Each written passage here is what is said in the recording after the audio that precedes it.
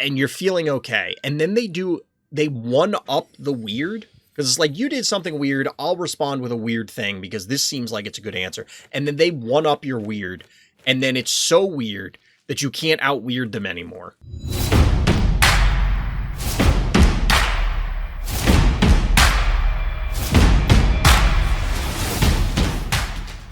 Welcome back, everybody. Welcome back. It's Sunday night, so of course that means we got a whole lot of viewer games to take a look at tonight. We don't have as long of a list as we've had for the last few weeks, but we've finally managed to get through some of the larger chunks. We got a few extra games in here or there, but we do have a full docket, so we're going to jump in and see what people have in store. Quick note, of course, before we get started, I do have to let everybody know that I am part of the content affiliate program for Phobies. That means that the Phobies team does give me coffee for producing Phobies content, but we all love some Phobies, so let's talk about some viewer games. Not a whole lot of fanfare. We're not going to be rambling on this time because, as I was mentioning in the stream, I tried to avoid a bunch of caffeine today because I need to actually sleep tonight, and we'll see what happens. We'll see how this particular set of breakdowns goes. The first up is Master Dark here. This mistake of thinking I couldn't destroy Blastomatic cost him the match. Well, it's probably a safe bet most of the time, making the assumption that your Blastomatic is not going to die. Although it's funny, I haven't seen Blastomatic. Well, I mean, we see it periodically, but it was a rash of Blastomatics showing up a while back. Now, this is probably like a year ago now, maybe a little less than a year. But for a while, not long after the first or second beauty nerf, probably the second. So maybe it's probably like 10 months or so. We were seeing Blastomatic show up a lot on, say, Crypto or similar maps, because it's another beam attack. But apparently it's going to show up here on Home Sweet Home. And we're getting this kind of stalematey setup here. I'm not surprised. Bad guy here going for a Gravedigger, whereas our hero supplements their forces with Daisy and a Tractor. Here is the aforementioned Blasto. What?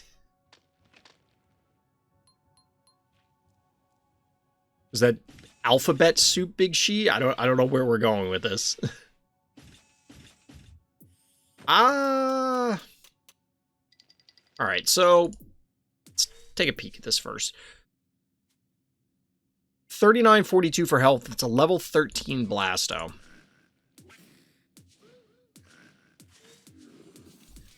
Our hero here is somewhat underleveled, and they're very much at the point where the levels are an issue. Like 3 to 4 levels is problematic. That being said, this Blasto's not really in range to do much of anything yet, and here's where we're going to see the end of Blasto. Some zappy action showing up. You know, Chad, honestly, people have been crapping on Zappy a lot lately, and I'm not sure why. I don't see it a lot, which, you know, admittedly, that could be an indicator of, hey, this Phobie's not that good. But simultaneously, I think there is something to Zappy. Like, it has its uses. I think people just don't respect it, don't level it, and therefore, guess what? It's going to be underleveled and not a very worthwhile asset.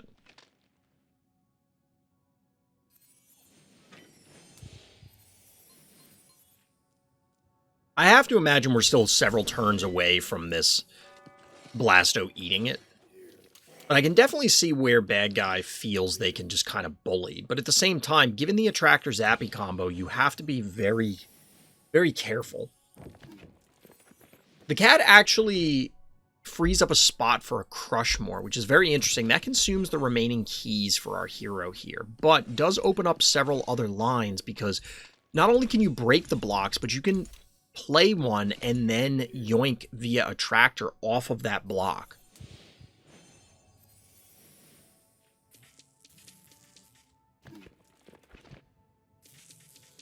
Oh, I thought they were going to go for it this turn. I'm a little, well, I guess you have to preemptively break this. I was going to say I'm a little surprised that they didn't try and, like, surprise, I yoink your team. But you probably will need the Crush more in order to make this happen. And Bad Guy now is finally elected to reclaim this point. They, of course, still have 3 keys remaining, so they can supplement their forces where our hero cannot. And, of course, K9000 being the least important piece of this particular puzzle. And down goes the mechanical good boy.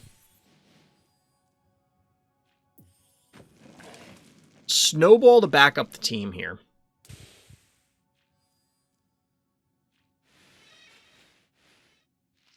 I feel like the Zappy has to get 2 hits in for you to be able to kill this.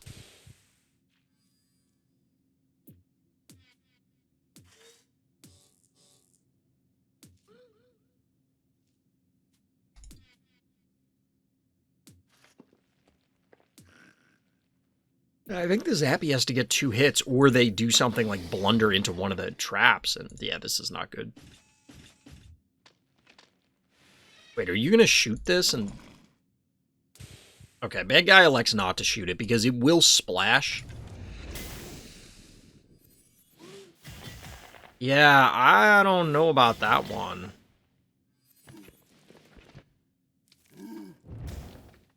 I don't know about that one. I think Bad Guy just forgot about the cooldown. I don't think there's much other explanation here. Like, there's no need to do this. Like, you could... There's an argument maybe you just do this, right? But advancing like this, I think Bad Guy just straight up was not paying attention to the cooldown here. And as a result, Dead Blasto. And that's pretty much going to be the ball game. Yeah, oops is right. I mean, I know I've done that where it's just like, yeah, I know they have this, but in my head, I'm thinking... And it's such a stupid mistake to make, right? That it's... You could just click on the thing and verify, but I know I've done that tons of times where it's just like, hey, in my head, I'm convinced there's another turn for the cooldown. Like, the internal clock is off. I've also lost games by forgetting to check the cooldown on Terraform. I think all of us have at this point. Like, everybody has made, if not that literal mistake, very similar ones, right?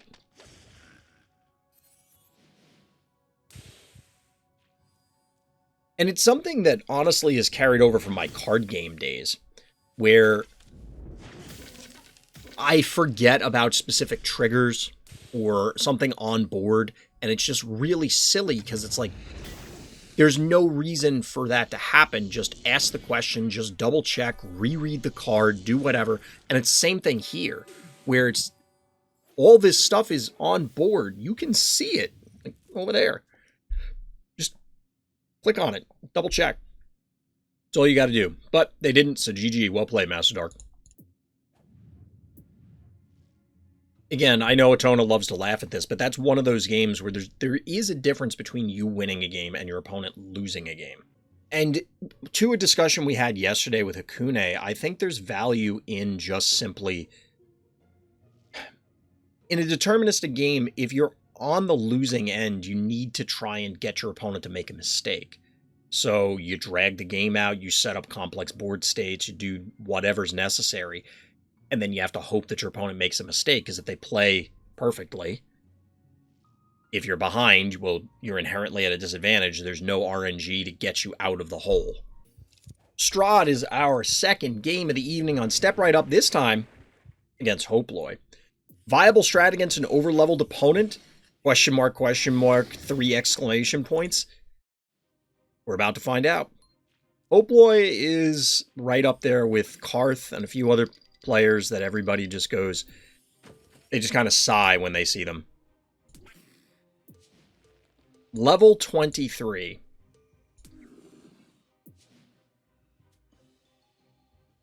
We were talking about a 3 to 4 level difference earlier. This is just a tidbit larger. A mite. Skosh. A sliver. A hair.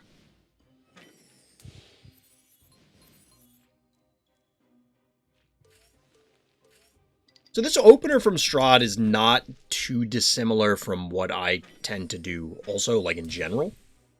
I like Gravedigger on this map. There's just too many choke points. Makes it way too complicated to try and do anything you normally want to do. Obviously, it tends to be tanky enough that you can slide it around the map, cap these points, and then you don't have to worry about it. I mean, in this case, like, normally, if they send in a 1-drop, Cat would probably trade with it, but this is almost 1,000 health Cat. You can still kill it, because the Unicorn will assist, but you get the absurdity of it. Oh, baby. For those unfamiliar, that's a level 23 Puff.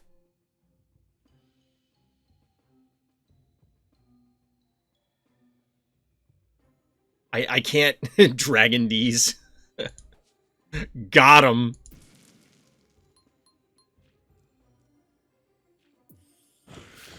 You know what's funny? Like, what level do you get Puff at? Is it 110? I guess not that many people are at 110 if it's 110. Because Akira's 90. What's the 100 phobie? Timeout. Cerberus? It's 100? Okay. Even then, like, it's going to take a while to level it, so I imagine a lot of people are not going to use it for a while once they unlock it. You have it already, DT? Fair enough. I imagine it's still under-leveled comparatively. Yeah, level 8, like, it probably doesn't have the numbers to make it viable, but level 23 seems alright. Seems okay. Seems okay. Look at the Cerberus level. Speaking of level 8. Speaking of level 8. Got a level 8 Cerberus. March in the dump truck all the way up to the opposite team.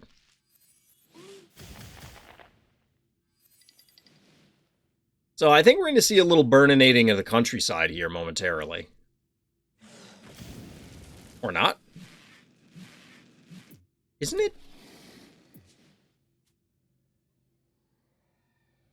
They could have gone here. 15. I guess they just didn't want to... Like, this might be lethal to kill it if they went here and you just walk everything up. Dragon is a coward. I mean, this probably smells awful. Like, we've all smelled... like, this is an undead dog that's drooling everywhere. Oh my god, Cerberus Hydra? What is happening?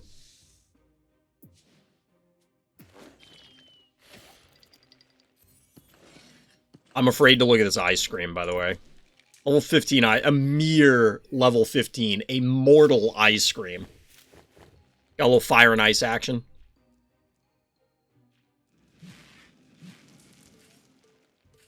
Scorpion and Sub-Zero here. I can't wait for Mortal Kombat 1, chat. I'm real excited.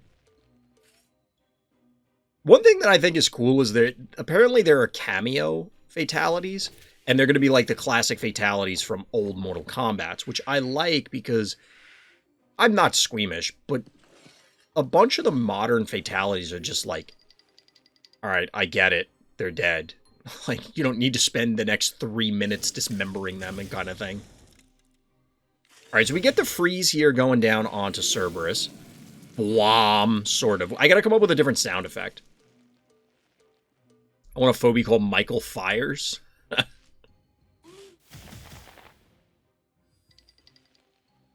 But then it's going to have to be like a hodgepodge, where it can't just be, you know, the standard Michael Myers looking thing with like the jumpsuit and the mask. It'll be named Michael Fires, but it'll have a hockey mask and a claw, and it'll be wearing the suspenders and overalls like Chucky. Right? Am I missing any 80s slasher movie monsters? So for the record, like, I don't... Hopefully still... Wait, is this dead? How much is this fire damage? Okay, it's dead because of Jar. But this Cerberus has remained mostly untouched. It still needs another turn to thaw, though, so it's not going to get a connection yet.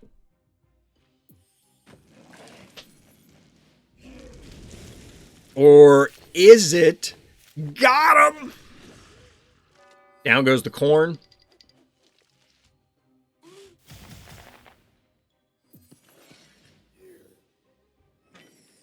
What about a phobie that can make pits? I assume you mean abyss tiles.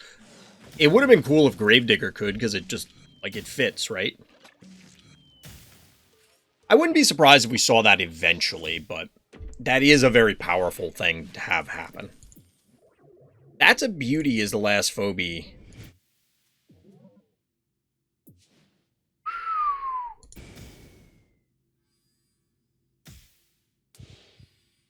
Not gonna lie, I don't really know how our hero does this. That is a live Cerberus for now. This is a cool heads-up play. But you can't kill this yet, right?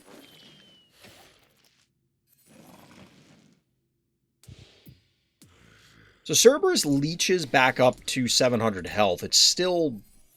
It's going to die, or should. Yep.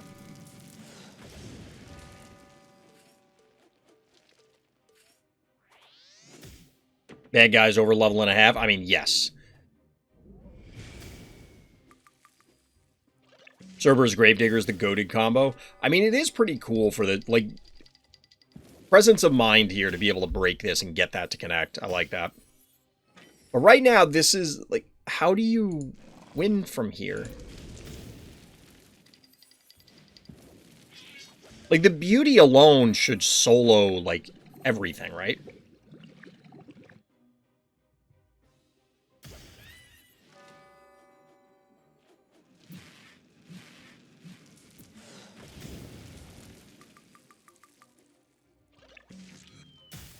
Does bad guy, like, get over-aggressive and step on the trap or something and then it dies?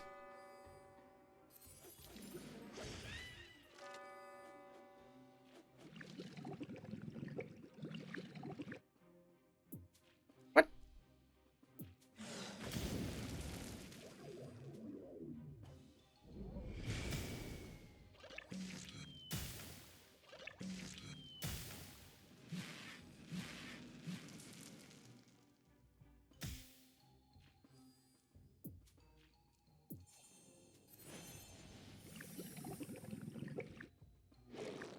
Well, it's the moral victories that count, right? Get the puff.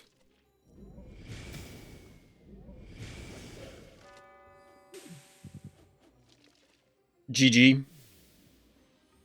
Down goes Strahd. I thought Strahd took this one. I didn't look at it when we first zoned in. But shout out to Strahd for submitting the loss here. Yeah, I don't know. It was definitely cute. It was definitely cute. I don't know if that's really the answer. I hoped. There's always hope, right? There's always hope. Yeah, I don't know if this is really the answer. GG. All right, well, King of Pain going up against the Joker. I don't know what's happening. I don't know what's going on here. Somebody's got laughing gas, but King of Pain saying, who's laughing now? How ironic. How ironic. All right, so a couple of clowns. You're not wrong. You're not wrong. It's an absolute clown fiesta.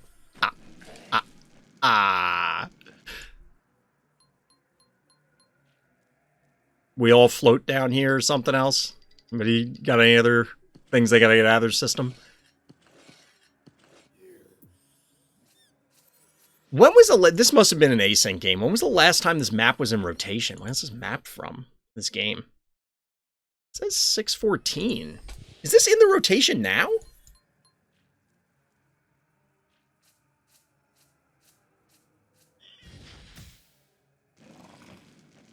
Yeah, they definitely need to use bow mangles or I'm going to be super disappointed. I don't think we're going to see it on this map, though. This is not really a great place for bow, right?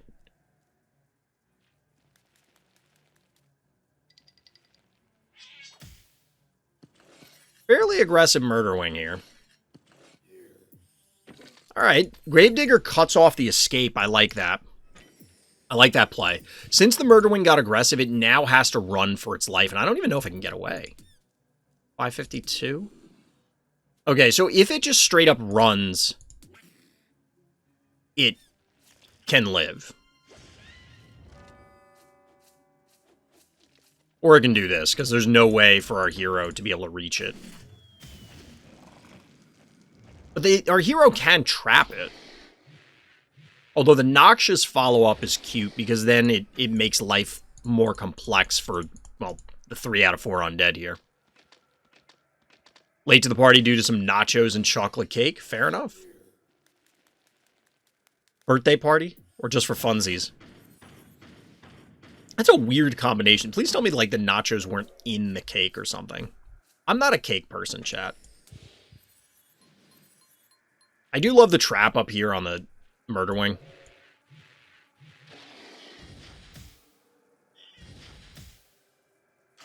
The forbidden cake.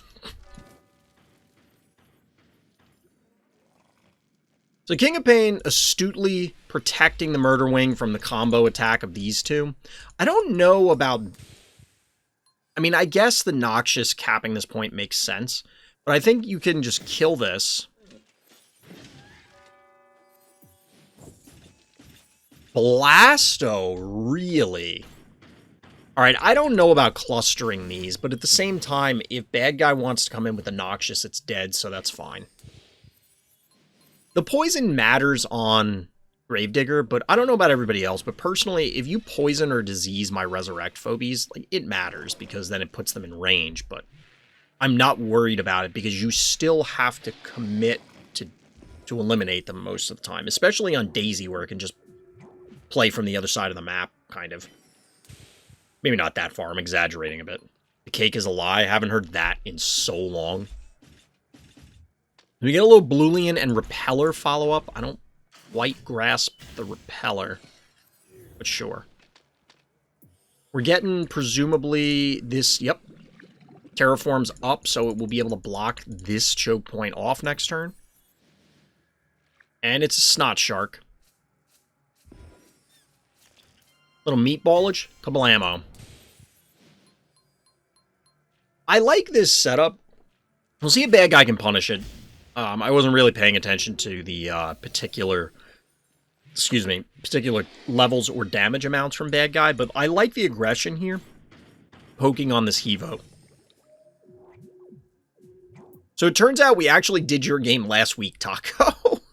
It's in last week's video. I didn't realize that we had already done it. I went back and checked.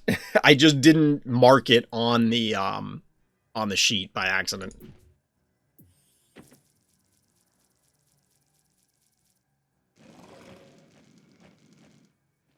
Well, because it looked like it's the same one that I used for the thumbnail, where it's a triple freeze with the Steves. Is it actually a different game? Because it had, like, almost an identical opener. Yep. Get the block here. It was different? Alright, then we'll go back and look at it.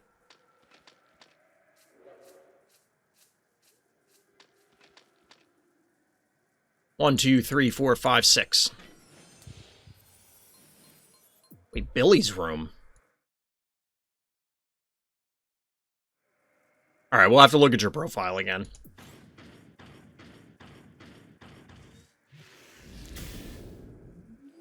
You do get a juiced spit here, which is cute. Yeah, the one we looked at was Detention, so I must have picked the wrong game then. This is interesting because the Repeller can boop here. Panic point advantage for bad guy, but this is a lot of damage already represented against bad guy's heart. We'll see where we stand after this turn. Alright, our hero is going to come back to defend, which is honestly probably necessary. This is also necessary. Can you... This is cute. I don't know that I agree with it, but it's interesting.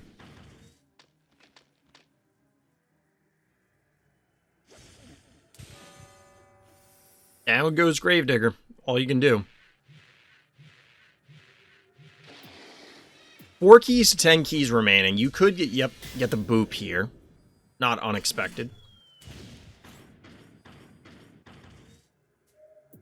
I wanted to check hard health and I almost forgot. So we still have a lot of hard health. It's not in a position where you can really just, all right, foot on the pedal and go for it.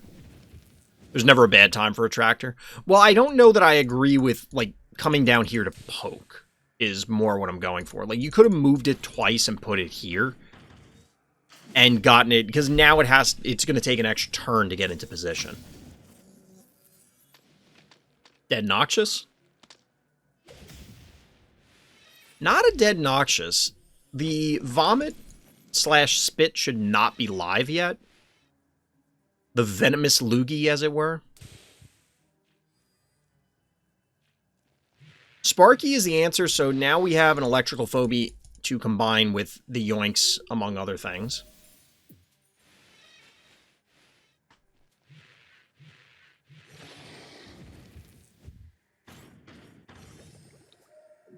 See, like, imagine if the attractor could be here this turn instead. Because it would have gone 1, 2. So it was here, shoot, then 1, 2. Like, I think it could have been in position for a yoink here already, but I could be wrong. Bwom. Bwom. Even get the body block here to stop the Sparky, and there's no way to really, like... There's no way the Sparky's dead, is it? Is this Sparky dead? Oh, no. Oh, no, bad guy. Oh, that one. Look at this, chat. This is a level 10 Sparky. Like, what level is our hero? Level 9? The thing is that in retrospect, looking at this board, it seems obvious that this thing is done for, right? There's just so many things that can hit it. I don't know how... It's one of those things that when I'm playing, obviously doing it just by the numbers is better, but if I need to do, like, really quick math, I kind of just round it to roughly wherever... Like, if I know everything that I'm playing against is roughly around level 14, let's say, then I know that these things are roughly around 500 damage or something like that, and then it's like, all right, 5, 10, 15, 20, 25 damage, 2,500 damage. And then it's, okay, let me double check, are these, you know, like meatballs live? That's almost 600 damage.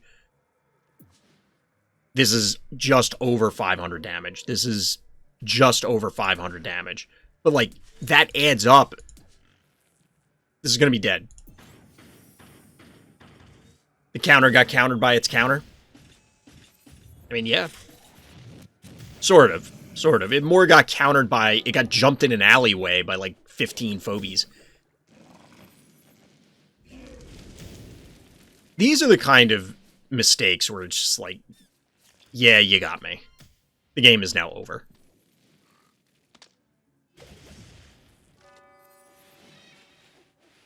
Because that's 12 keys right there, and there's no clear retaliation that is, okay, bad guy takes over the game, right? Okay, you could boop, you could yoink something, but I don't even know that you kill this mucus monster unless you go in on it. 1 key remaining for our hero, 3 for bad guy. I mean, obviously Murderwing dies, but... Boop. Hilariously, the Blasto doesn't get displaced because it's getting backed up by a tractor. Did a tractor use a pull yet? Tractor's pull is live. Lol. Now, it has to traverse through this Blasto. So, oh, well, Quagmire does die. So 8 keys for 12. But methinks there's going to be some more dead phobies on bad guy's side. Boom! AoE, got him. Get wrecked, nerd. Snowball goes down. Evo's about to go down, I believe. Or they might go for the repeller. Alright, Evo, fair enough. I don't know why the sock Asin, but why not? Kind of who cares? The damage is real. These are some big kid numbers, I'm not gonna lie. Bad Omen's going to get a decent screech here. Like, this Blasto is just going to... Really? I guess. But I imagine we're going to get a challenge play, like, this softens this up, you kill this, then it can get another hit on off the stem onto the spider. And then everything else clears out whatever's here. Actually, you can't with everything else, because these are powered down. Oh, that's not enough damage. That sucks.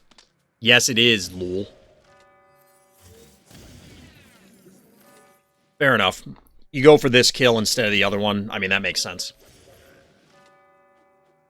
As a shortfall from a UFO Blastomatic. Because presumably Blasto is very, very heavy.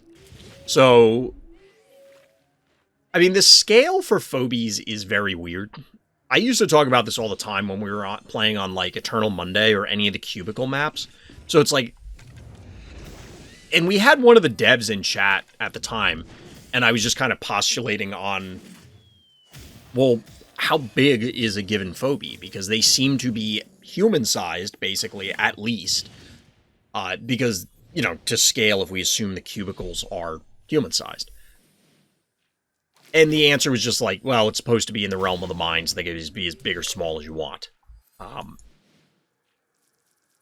Like, if you drop something from a sufficient height, like, it's still damaging.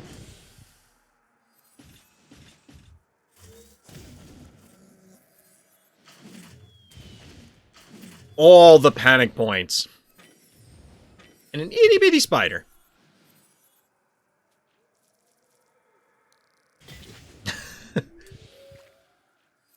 Miss Moffat used Bite.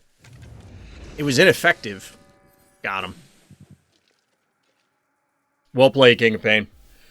Yeah, that one turn, I'm telling you, like, that was just the game on the spot. It just was. GG. Alright, tacobulldog remix. I don't know. Air horn, remix. Something like that. May use that as the opening clip. This is take 2 because we were looking at the wrong game for Taco earlier. Steel types used to resist dark type moves. They don't anymore? tacobulldog sounds like a DJ. Yo, who's spinning tonight? It's DJ tacobulldog. Shout out to anybody who may have remembered an old internet meme that it starts like that. There's slightly different things said. But the notes here are, I still got it. Double freeze. All right, let's see. So we get an unbearable out of our hero, which I like. Even... So the game that we were looking at is the one from last week that was the thumbnail. And chat pointed out, hey, we watched this game already. All right. And it's the same person, same bad guy, also using Steve's on a small map. Except last time it was a triple freeze in bad guy's favor. We'll see what happens here. Panic point advantage goes, presumably, briefly to our hero. Jeeves looks like he's about to take a dump. I don't know about that. I feel like Jeeves looks like he's kind of sunbathing. Like an alligator or crocodile. I know it's an undead walrus, but... For Generation 6, Steel was the only type that had a non-neutral type matchup with all 17 existing types, considering both the offense and defense of both moves. In Generation 6, it was changed so that Steel no longer resists dark or ghost type moves. Interesting. I actually, like, that's interesting because I do kind of want to get into the VGC more. I was watching some streams the other night, and I keep telling myself I'm going to do it, and I need to just, like, bite the bullet and do it. So we now have a little Steve v. Steve. The Battle of the Steves. Or Fitiven, if you know that internet meme. The noise Steve's makes to put the trap is just gross. It is gross. Really? Sheep? Alright. I mean, it definitely zones the Steves. I don't understand that trap placement at all, but sure. I'm going to go out on a limb and say no bad guy is stepping on that point, but... Noxious as the answer, maxes out our hero with 3 keys remaining, 2 for bad guy. Jar to shoo away the unbearable. What is that corn doing? Farming. I don't know. I got nothing.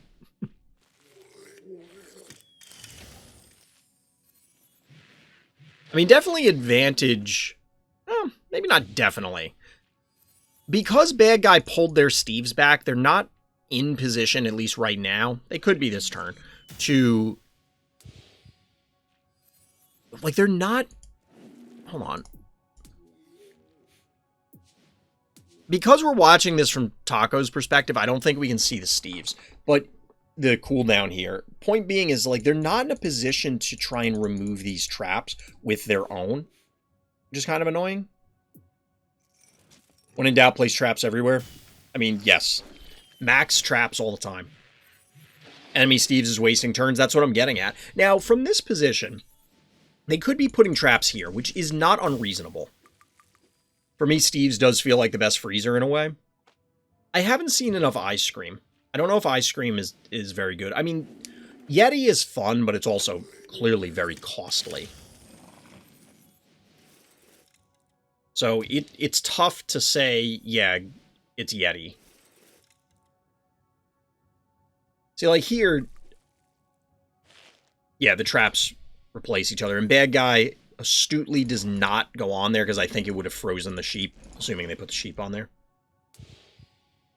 There's a reason we don't see the enemy traps. You have to... it's only from the player's perspective who's using the traps. It was stated a while ago, like, you used to be able to, I think, and then they removed it.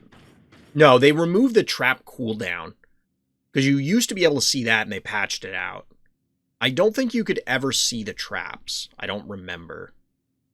But I'm sure it's in the same design philosophy, where they want it to be somewhat secretive. That being said, since you can just go watch it from their perspective and see it anyway, I don't know if it matters. So just let everybody see both sides, no matter what. I'm sure it has more to do with the coding for the observation feature, whether you're watching it live or you're watching it in a replay, where it's like, you are basically that player to a degree.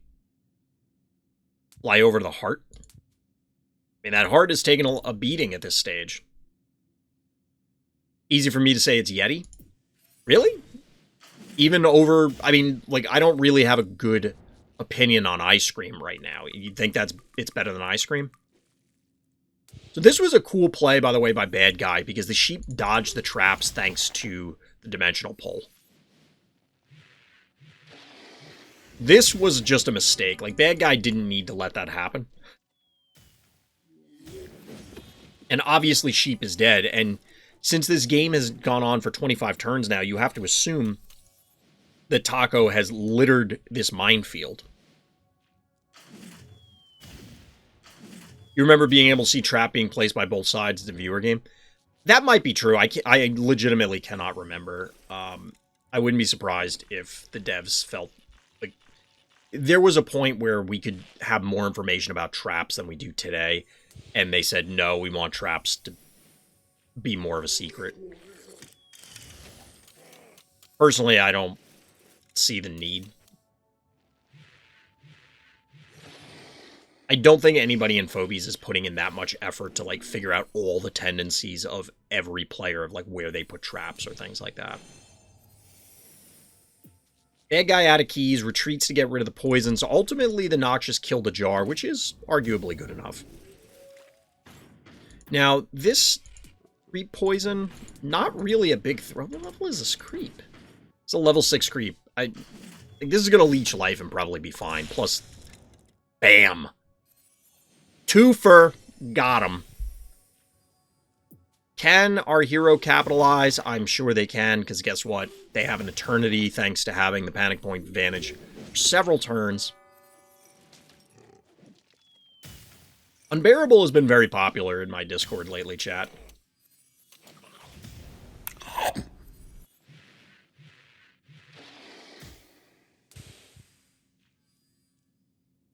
What is Unbearable doing?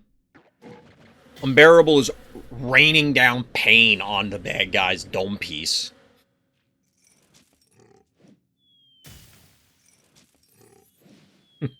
You activated my trap card. Pot of Greed lets me draw 2 cards.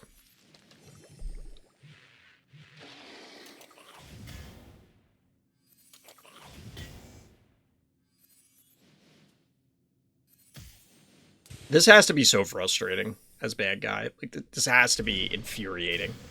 The irony of being your Steves being frozen by an opposing Steve.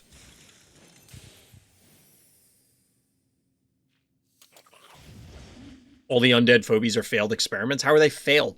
They're functioning. Surprise! Where did my enemies go? All right, this is just BM. Although realistically, it doesn't matter. This is BM. Like, why is this happening? Why is this trap happening?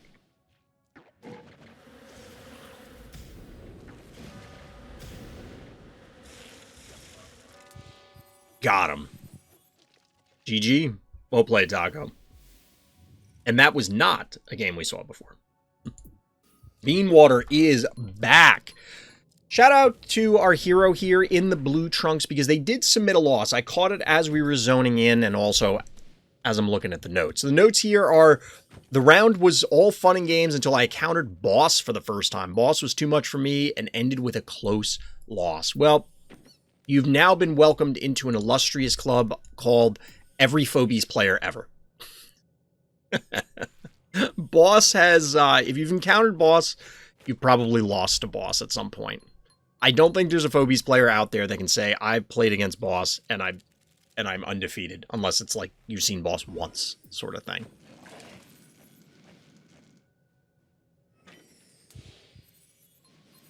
So we'll see how this goes. As always, shout out to everybody who submits games. If you want to submit your own game, link for that and my Discord are in the description. Of course, that's where you can find out first about Fright Night, which currently, at least at the time of this live stream, link for that in the description as well, is full. We have 32 competitors. I'm real excited about it. Real excited. But for this game, good pick off here by our hero because bad guy getting a little lazy, allowing the jar to just get sniped and get a little Charon gaming here. I don't really like the boomer opener by our hero, although admittedly these are not going to threaten it all that much. I do like the Charon. Obviously, there's a risk here that our hero loses Snowball. But I think picking off the jar might be worth it. Really? Wait, what level is bad guy?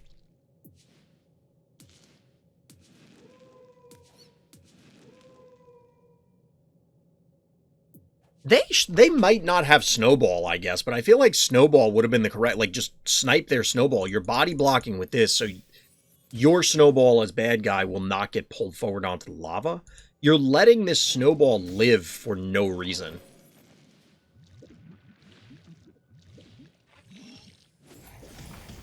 Good pick off here. Daisy is the follow-up.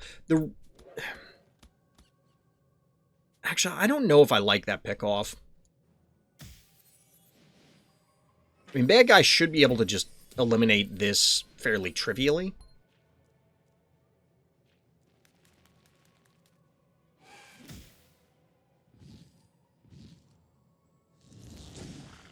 I was about to say, why didn't they jar, but jar just died? Yeah. That thought did cross my mind as well. I'm like, I was about to say Snowball or jar, but, well, we just watched the jar die mere moments before. So bad guys reclaiming their points. They now have Gesundheit in the center. I'll be honest, chat, I don't think I've ever witnessed this in any Scopoceum games. It also, like, that seems like an error. There was no reason to do that, because guess what? Healthy germ. Germ meet antibiotics. They are named Daisy. Wait, what?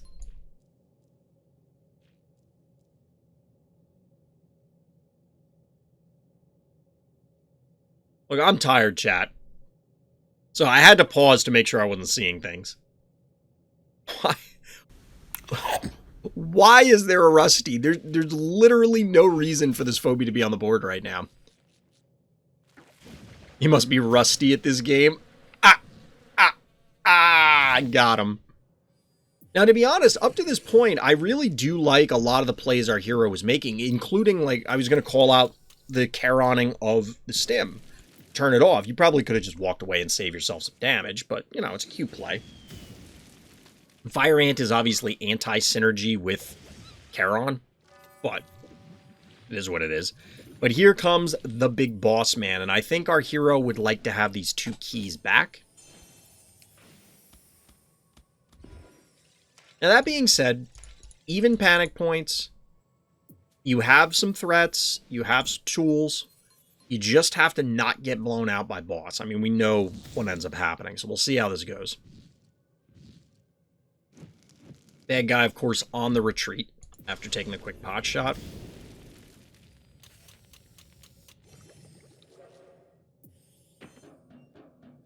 If Rusty did boom damage, it would be worth it.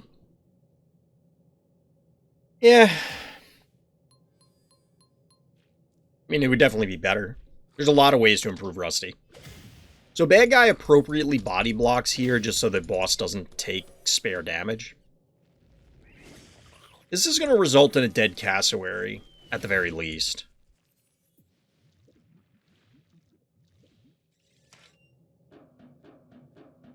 Now, because of the Charon poop, the trail of slime here, the boss, even if it does the AoE, I mean, it'll hit both, but the fire won't be there.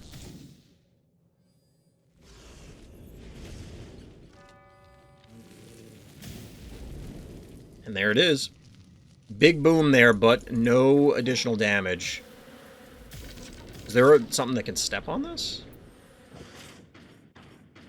2, 3, 1, 2, 3. Okay, you can't get to here right off the bat with, like, a droney or something. So our hero's in a rough spot damage-wise. Like, they're just taking a beating here. There is a Clinico to try and make some of this happen. The Rusty will get a connection, but does it matter? I kind of do like this Charon to turn off the healing spot. No! No, why not Rusty?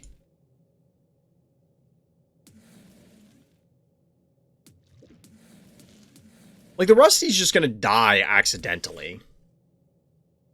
I feel like you need to Rusty here, pin this thing in place.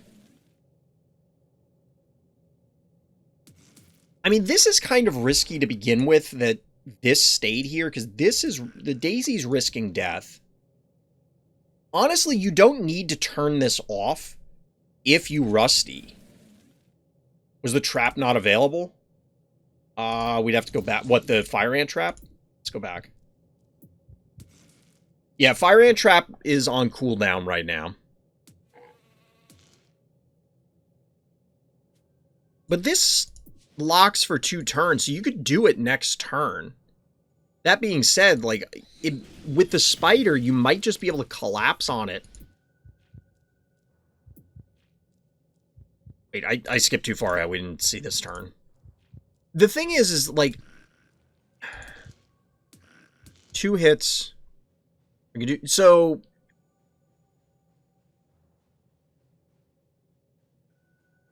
this does 2. I don't think Daisy can stay here. I think Daisy here is too risky. It's just going to die by accident, kind of thing. We'll see what bad guy does.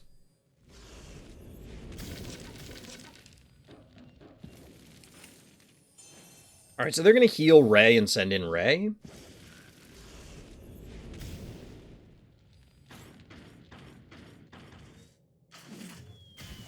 Our hero's in kind of a weird spot, and I would have liked to have seen the Noxious here.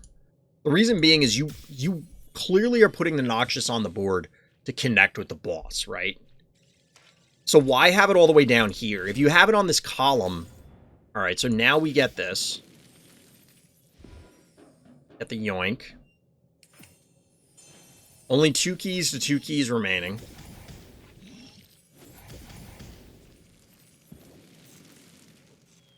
Alright, I like the trap.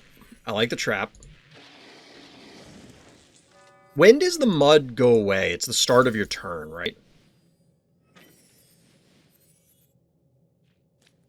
Evo attacks Rusty for no reason? Yeah, I didn't call that out, but yes. Is this Fire Ant just dead?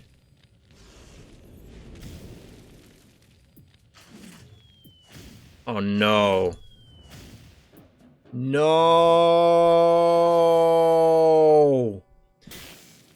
I mean, you do get some savage trap hits here. This is probably gonna die. Yeah, Fire Ant's affected by fire. Last phobie is a little cottontail. Spider should not have stayed here. I guess the idea was maybe they attack this as opposed to killing Noxious.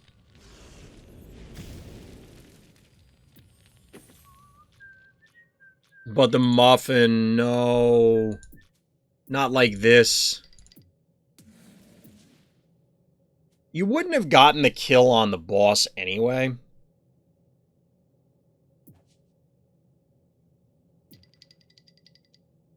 Like, there's just not enough damage represented. I think ultimately our hero was a little too aggressive with some of their phobie placement earlier in the game. I don't think this was unwinnable. Now, admittedly, bad guy made some absolute head scratchers as well, so, like, let's be real.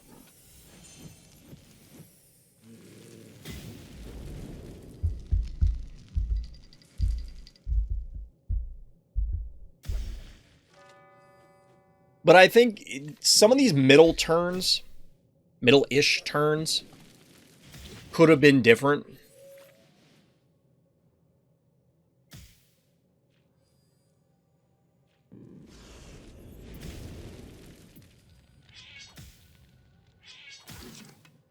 And the Rusty, I don't understand the Rusty at all. GG. GG. Yeah, boss is just one of those things. I think good guy could still win. I think there were several outs on multiple turns. It's tough to call them all out. The reason I say that is, well, bad guy made some really bizarre plays as well. So it's like, well, if our hero made the optimal play, would bad guy have still, or is there our hero still in the game because bad guy blundered something else? But I think the Rusty never should have came out. I think there was some over-aggression with positioning in a few places. I think the turn when the Rusty was like a turn too late, I think. Because I think you possibly could have just Rustied on that earlier turn. You had the Spider out.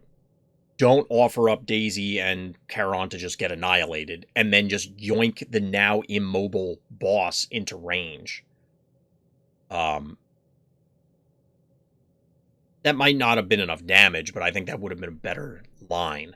And you possibly could have, like, maybe you still run through with the Charon to turn off the healing spot. Like, I think there were other lines that could have been taken.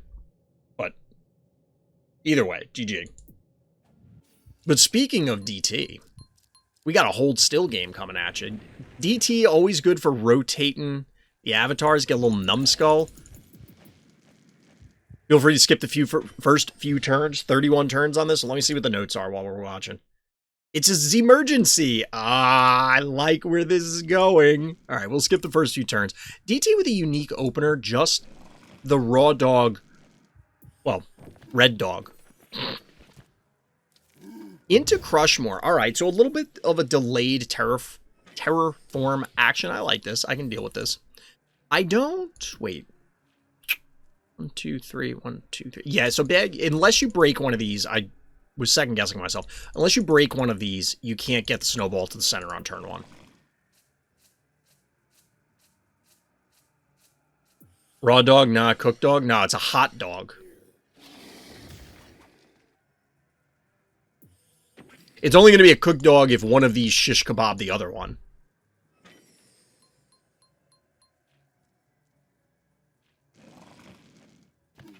So I know DT said to skip turns, but I was taken aback by the initial start.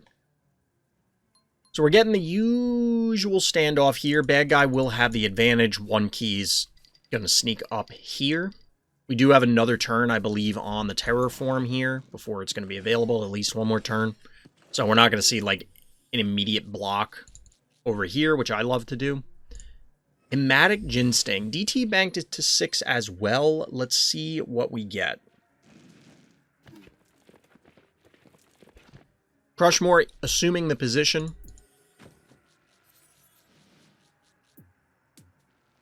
The Ginsting Redux. They're both level 15, too. Alright, so this is pretty evenly leveled. DT has a couple levels with the plain Ginsting, but we're pretty much on even footing here. What's relevant in the early game is that I sent Noxious when I noticed they had max Phobies and maxed out my own Phobies. Okay.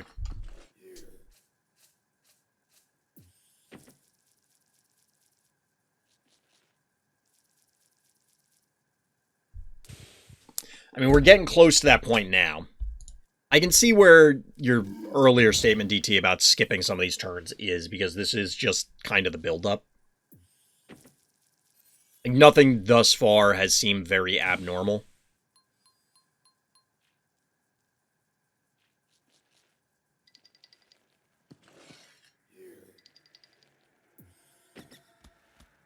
So bad guy bringing in a late cassowary. 1, 2, 3, 4, 5. Wait, 1, 2, 3, 7. So bad guy is now maxed out. Noxious, as DT indicated, going to come down. DT is also not maxed out. So bad guy was banking for whatever 8 key, but now they're going to be forced into committing something to die. And of course, they don't want to allow things to get spit on. So there's an okay Noxious activation here, but not a spectacular one.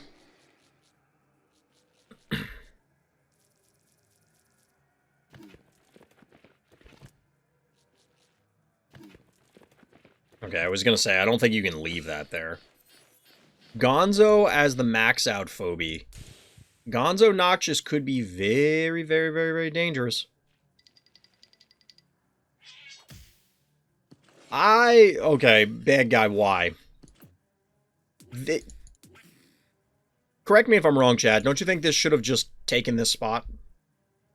That puts a lot of pressure on DT at a 4-to-1 panic point advantage. It probably gets the cat killed. And then that means that bad guy can now utilize the 13 keys they banked up. Which, by the way, DT only has 6 available. Bad guy has 18 remaining.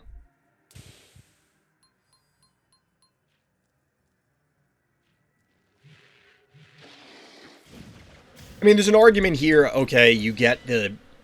I guess DT's going to take the kill here anyway.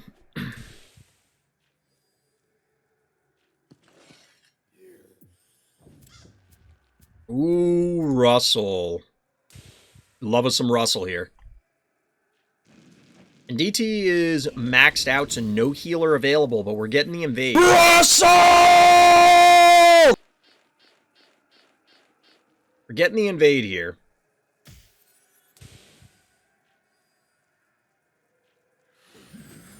Obviously the caw. Obviously. Clearly.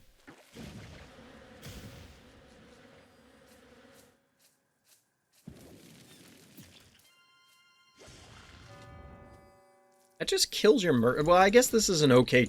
If you're bad guy, you have the key advantage. You just set up the caw. I almost feel like you don't want to kill that, though. And this is exactly why.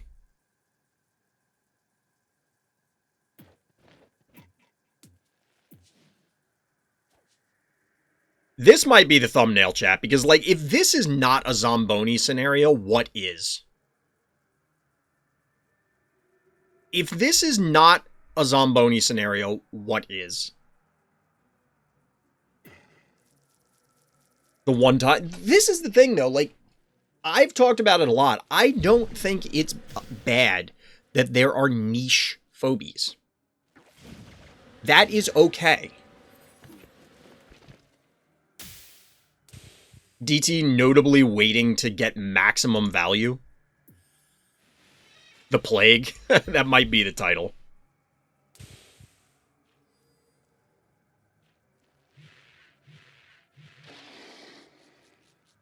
So notably for anybody who's unsure because you don't see Zamboni that much, you target the phobie and then everything around it gets healed.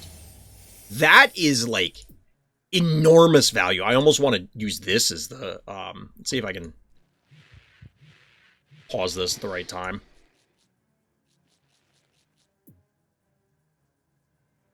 Like, look at that. That's some Zamboni value.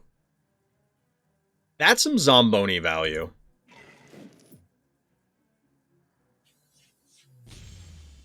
Although this looks really cool. I might use this. That's some enormous Zamboni value. And look at that. They're basically all at full health. Now, admittedly, the Zamboni is going to have to do some life leeching in the meantime. What level is your Zamboni? Level 13. It's doing over 500 damage a clip. Like, that's a solid amount. Still has over 2k health. The only purpose Zamboni has to cure multi-poison. But that's the thing. That was the point I was getting at, and then I kept cutting myself off. That it's okay if the phobies are niche and they only have a singular function. It makes it interesting that it's like, okay, yeah, you need to utilize these certain things. The issue that I have is the discussion I was having on Friday, where is it okay in general to have scenarios where phobies require really specific answers or you're at an enormous disadvantage? So like in this case, Russell looked like it was DT dead in the water. But DT has access to Zamboni, and voila, problem solved. By the way, also heads up play here. Except, this is unfortunate. So heads up play for bad guy.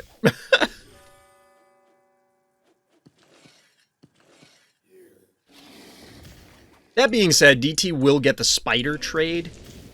There is something to be said for that, but that'll leave bad guy with an attractor.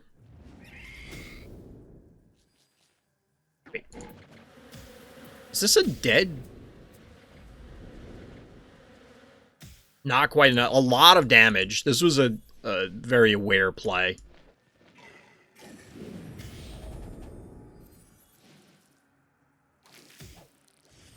Juice the noxious spit on a tractor.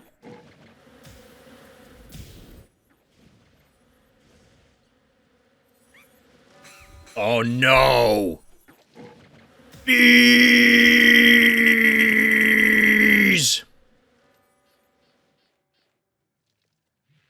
I don't, like, part of me says that it's funny that Hematic Ginsting is more bees, and part of me really wants it to be, like, hornets instead of bees.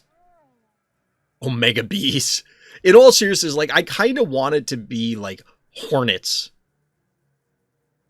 Or something like that, because it's just brutal. Murder hornets, yeah. I wonder, well, they have murder wings, so they're not necessarily opposed to, like, literally having the word murder. Flies! Maybe I should use that as the intro, since people like the Blom so much. Alright, so Russell's cost should be up. Yeah, it's gonna be up. But it's a 4-to-1 panic point advantage. Wait. You'll be out of range. Okay, never mind. Bad guy responding with Gesundheit. I don't know if that's really what you want.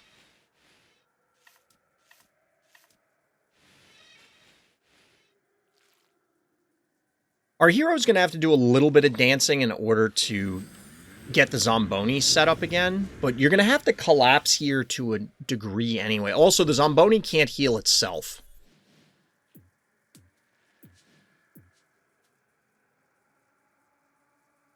Generally because it's undead.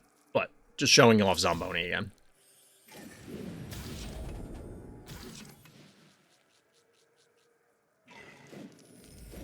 Get the heal there.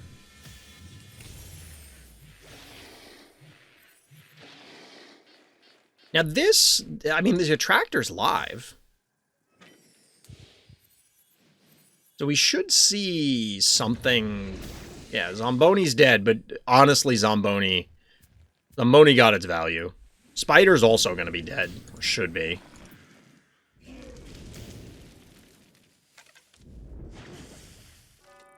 Panic point advantage Ooh. Bad guy electing to push instead of claiming the panic point back.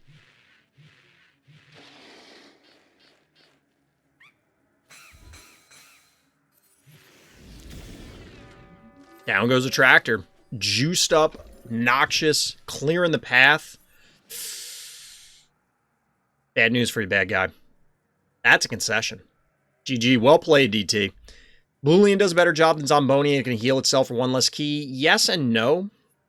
So the reason, and again, we're kind of splitting hairs for the scenarios, but if you need to specifically heal a bunch of stuff right now, like you don't have time to sit there rotating things across one spa.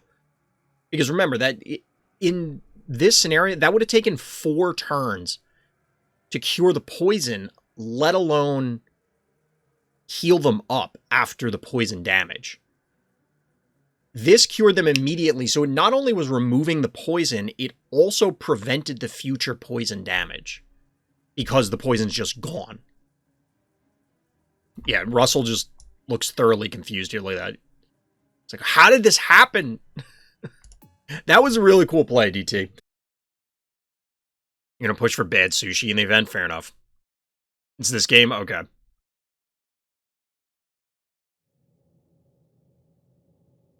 All right, our hero here is actually Big She, but the request in the notes was, can you watch it from the opponent's perspective? So we're looking at it from bad guy's perspective. I assume this is so here's the question. Place your bets now. Is this because Big She is using traps or because bad guy's using traps? I guess we'll find out. So we're back on Opticon. Honestly, Opticon's... I've talked about this before. I think Opticon is my least favorite pillar-based map where it has... Because we have this, we have Big House, and we have Vile Vortis. Vile Vortis is number 11, specifically. I think I like this one least. But I don't mind it. I don't think I mind it. I think the geometry of the map, to me, is more interesting than... well, many other maps, to be perfectly honest. Big She starting off with, well, maybe not literally starting off, but Hydra very early on.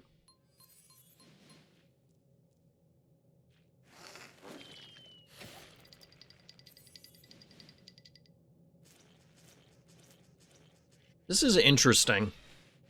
I mean, this Hydra this early, it's a level 11 Hydra. Bad guy, you're right, with a lot of traps here.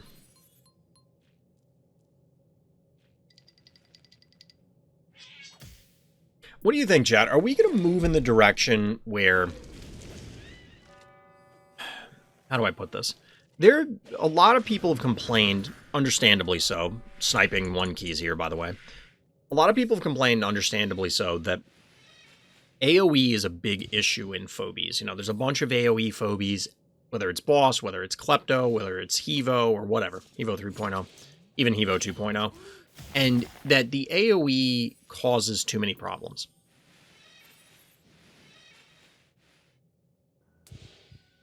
Is that a risk for traps? Like, we just don't see Baba Yaga a lot. Wow, we get the Blondie Hydra combo. Just gonna tank everything, I guess. Like, congratulations, you can attractor me closer. Mistakes were made. Mistakes were made. Get it? Because they're Hydras, multiple snakes, stuff like that.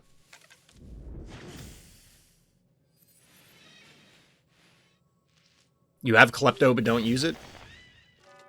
That's a choice you can make. A little zappy action, King Ghidorah. Yeah, but it doesn't have wings or legs. Or a breath weapon. But I get where you're going. You don't use Klepto either. Like I said, that's a choice.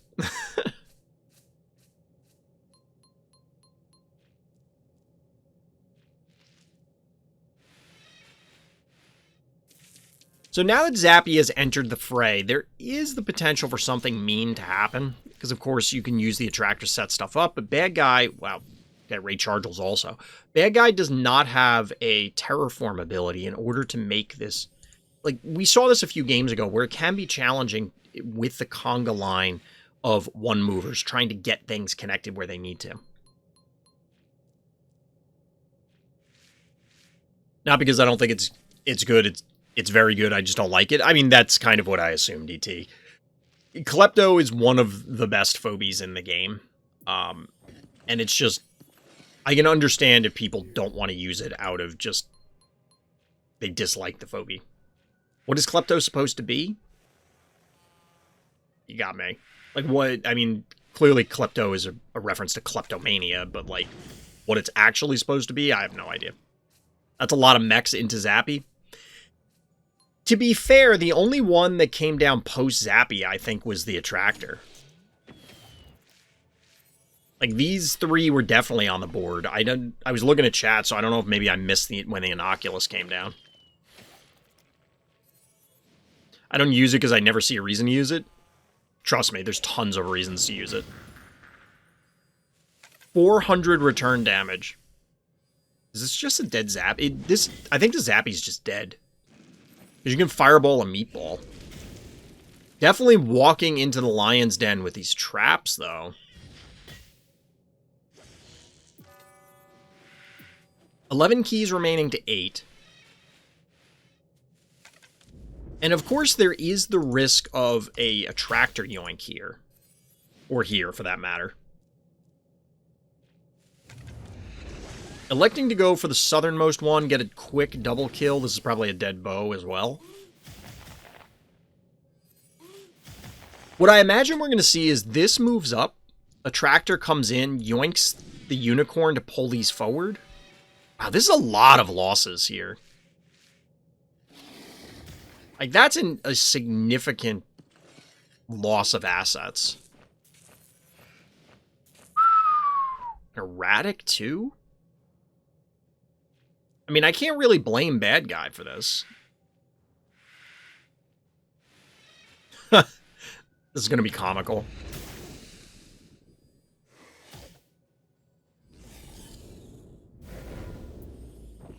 Got him. Ooh, the Rambolina. Alright, so... remember, electrical damage is not going to get reduced. But this is suddenly an anemic offense into a lot of HP. Like, a lot. That is a lot of hit points. Heavy metal. Everybody throw up the horns. This is how you know it's a scary situation. Like, Erratic is not going to stay there. Erratic's like, nope, I'm outie.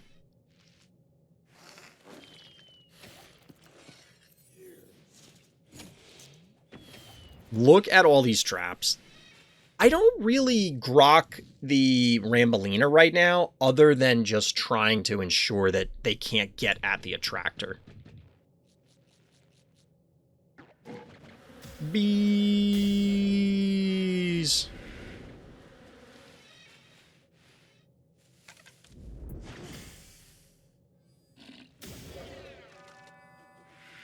Boop. That was nice. That was actually pretty savage. And all of a sudden, Bad Guy is like really on the back foot here. You were very lucky in that pass turn? Alright, Blondie's gonna go down here. This one. I imagine you dodge a trap here.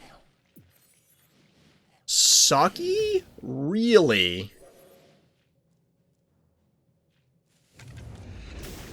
Alright, so we get the yoink that exposes Ray.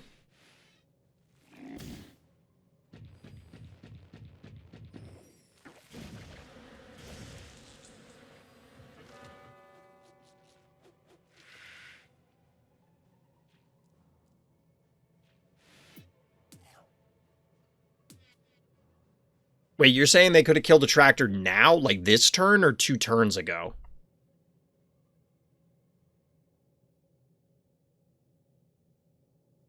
I don't know how the hell they can kill a Tractor now. Like, Leap is down. Last turn. Ah, okay. I was confused. When he killed the Blondie. Gotcha, gotcha. Yes, they probably... Let me see. So they killed a Blondie this turn. Obviously, we're getting some splash here.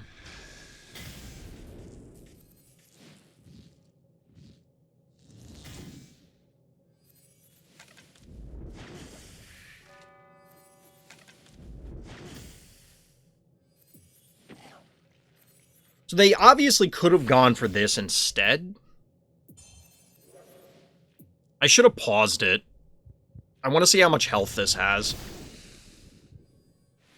You can bring Cassowary and Advance Innocuous to kill the Attractor. Yeah. I don't know why the Sucky came out, like, at all. I guess they just wanted something tankier. Let's get back to the present. Or Droney it. That's almost 300 health. You'd have to have a pretty high-level Droney to get it. You have to have a pretty high-level Droney. So our hero is a hurtin'. And obviously the long-term advantage goes to bad guy because they will eventually set up more traps. Dancing around turns. One thing that was in other games that I played, where you can watch replays, is you can set the replay speed. Level 15 Droney. Is that what's required, DT? Or you just... like, do you actually know that number? In other games, you can set the replay speed, so that allows you to, you know, like, I could then pause it and reduce it and slow it down when we want to look at certain turns or something, or just pause it, like I said.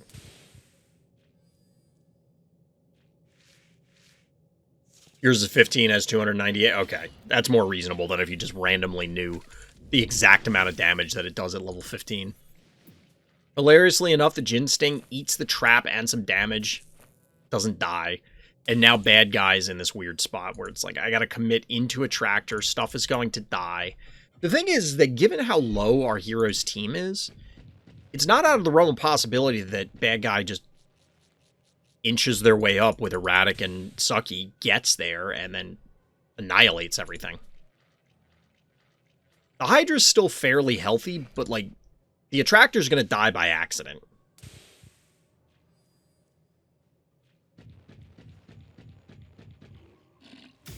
Boop. This is a good heads-up play. Get the chain there.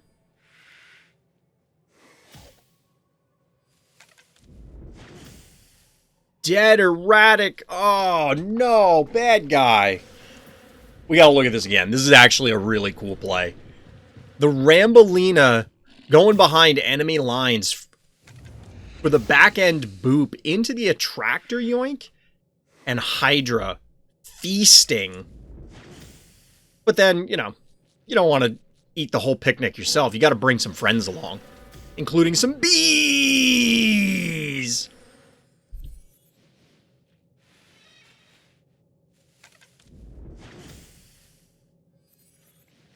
That's gotta hurt. That's gotta hurt. Bees! GG. GG.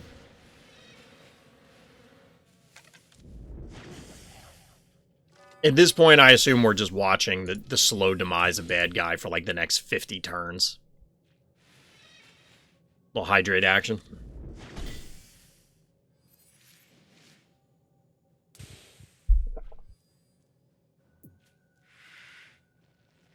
Imagine losing after 50 turns. Imagine. Couldn't be me. Not like that's ever happened to me before. And by hasn't happened, I mean it has definitely happened on multiple occasions. Yeah, at this point, there's nothing bad guy can do.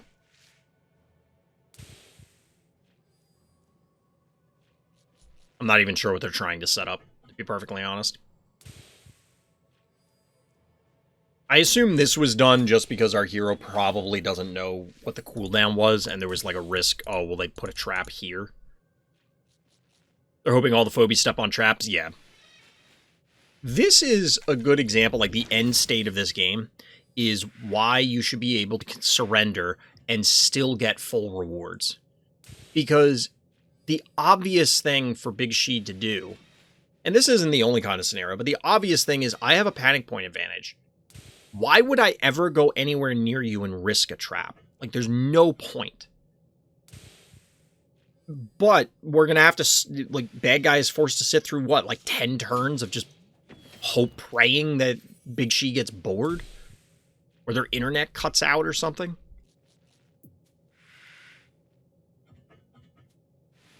One, two, three, four, five, six, 7, 8. Not even close to our record, though. I think it was on this map. Didn't we have a record like 15 traps? Or 20 traps or something like that? I'm just going to have to remember this stuff. Can even aggressively take this point to finish it out. GG. Well done, Big She. Well done. All right, next game up, we have somebody new. Our blue player here is our hero, Mexicano 187. This is one of the best comebacks I have ever done. Fire Ant is OP, and there was a klepto, may his soul rest in peace, died for free because he thought, oh my god, there's a novel here, hold on. Let me find the rest of it. Where was I? May his soul rest in peace. He died for free because I thought he will not die. He wasn't going to die if Hematic Ginsting was level 12, so I'll say level difference. And what do you think about the attractor move? Should I just back off? Or is that a... Or that attractor, but I guess he was going to invade. I changed my mind. You can beat Jill and her husband. What? There were so many things. There's so much to take in from those notes. I missed most of the early game here. We'll see what happens. So there's a klepto that dies for free. There's a fire ant. There's apparently Jill and Ted and a Hematic Ginsting. I laughed. I cried. It was fun for the whole family, chat. The odyssey that was that set of notes.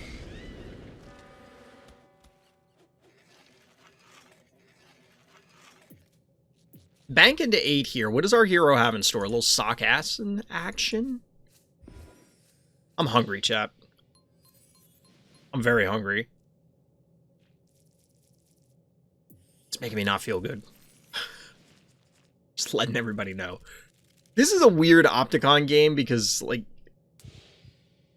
how do we, like 3-2 here? I don't know. This is all strange. Get pizza, it's too late for that. I try not to eat. Like, I eat supper very early. Like, very early. Mostly because I get up so early.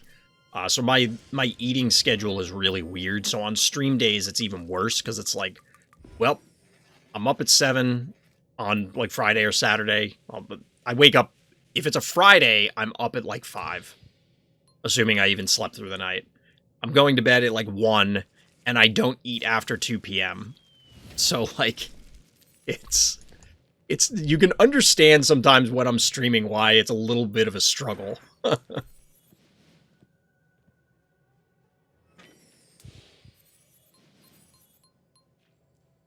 Alright, so we do get the Klepto here, get the Fire Ant lining up, we have our first trap going down. This is a weird map for traps. I mean, we saw that last game where it was just like, alright, traps everywhere, but that's only one way to look at traps. There are a lot of choke points here where, and especially Fire Ant, could wreak havoc. And I'm honestly surprised we don't see Fire Ant, well, in general more, but also specifically on this map. Klepto equals egg. Well, Klepto apparently doesn't like its own eggs. It also feels like it's wearing, like, Dr. Seuss socks.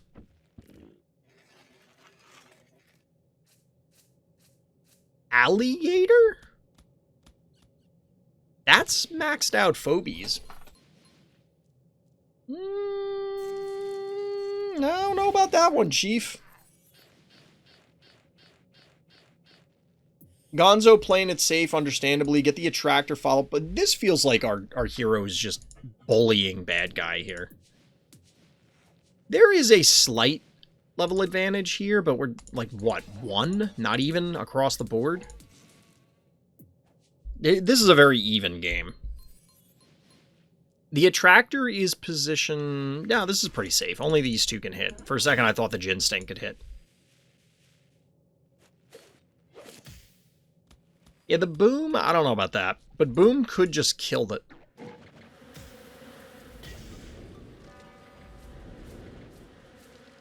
So, I like the boom as bait. There's a boom call onto.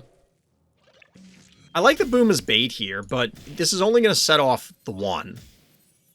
Otherwise, the boom could have been safe and then just, like, executed this Eternal Night and traded up.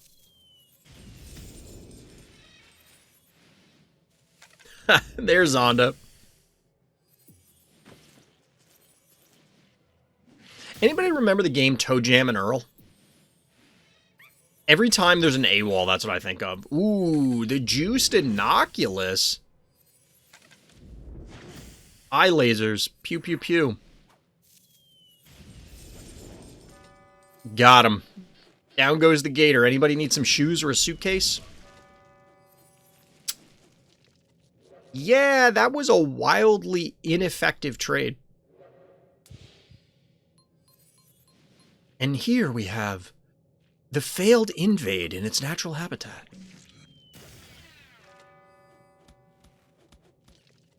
I guess bad guys just taking what they can get here, but...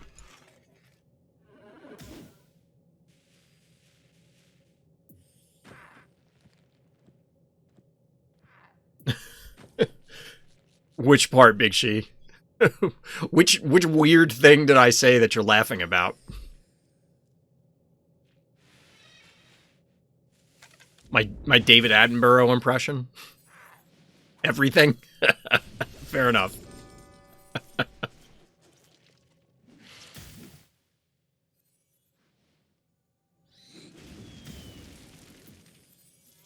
Maggie? That seems unnecessary. I mean, I guess this reclaims a spot, but it feels like there might have been a safer way to do this so you don't lose any keys. But our hero is up 3-2. Board position-wise, I would put it in their favor as well for the most part. Really? Can you kill this Klepto? I guess this is where the Klepto dies for free. Alright. Well, I guess the Maggie's just dead anyway, so you didn't even have to do anything. Alright, this is suddenly looking much, much dicier. Once I realized exactly what the health total was for some of these things.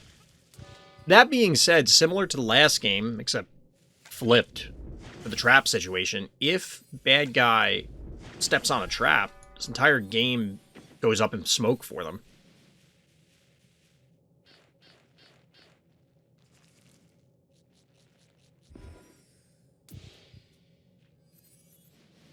Alright, obviously keeping the Jinstinct safe.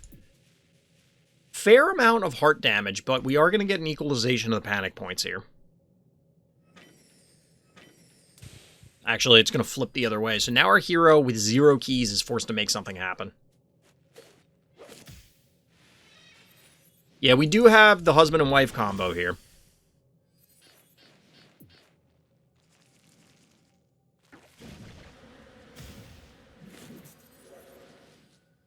Taking the free juiced up pot shot. I like this anticipatory trap. I mean, there is a 50-50 that they go down here instead, but I think it's safe to assume they're going to want to kill the Jinsting. Can't quite kill the Stabby with only 2 hits. You'd have to hang out and risk the retaliation here, but to be honest, it's weird because bad guy was so aggressive. Is Ted a stress phobie? No. You can get him out of a pack. He's a common. Jill is a rare. Bad guy was just like hyper aggressive, and all of a sudden they're backing off.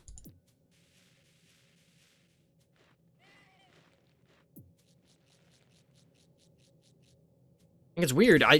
Maybe they expected the trap here, but like they probably could have picked off Jinsting safely. I don't think Fire Ant could have represented a lethal set of attacks. And nothing else was anywhere near it. Same situation when you faced him today. Yeah, this is...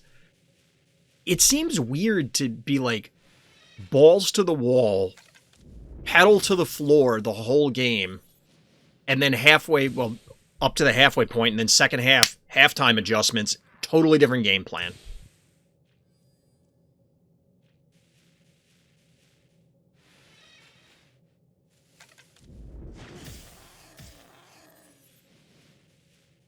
Just sniping Ted because you can.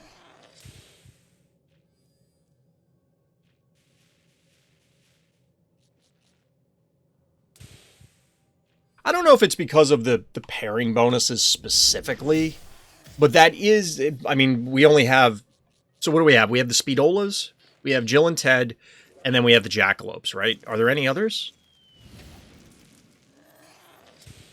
It is notable. I don't understand why it's rare and not like common uncommon. Like Jill and Ted might be oppressive at lower ranks, but like the Speedolas don't have to be uncommon and rare. Granted, they also came in a later expansion, so I wouldn't be surprised if it was just simply a we want to make them rare sort of thing. Like they want to hit certain rarity target points. We can talk about this stuff while we're watching everybody just shuffle their pieces around. Fair enough, Taco. Alright, so our hero setting up more traps. A lot of bait here. Obviously, this I was going to say Klepto, but this Gin Sting is going to die to the Klepto. Check the heart health. It's low.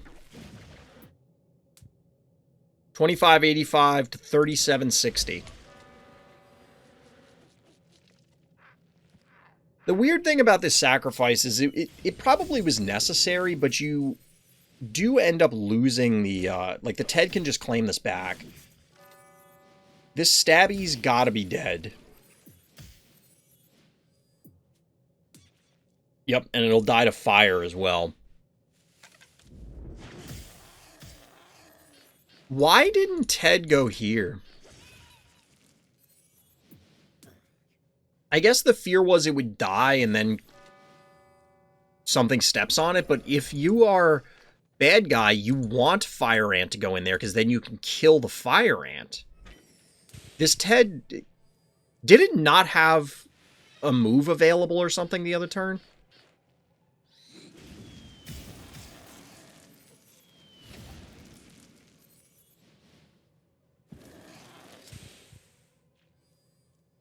I don't know, I feel like I'm missing something on why that Ted didn't go in sooner. Traps putting in work.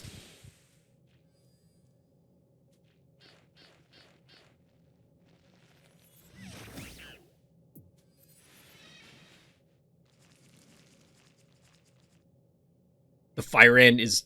It sounds funny when it scuttles. I don't know why, but it amuses me. This really feels like bad guy kind of threw. I feel like they had, despite the seemingly overt and overzealous aggression, I think they were in a pretty good spot before we got into this phase of the game. And now it's just, you're gonna step on some traps and die. No joke, my stomach just gurgled like a cartoon character.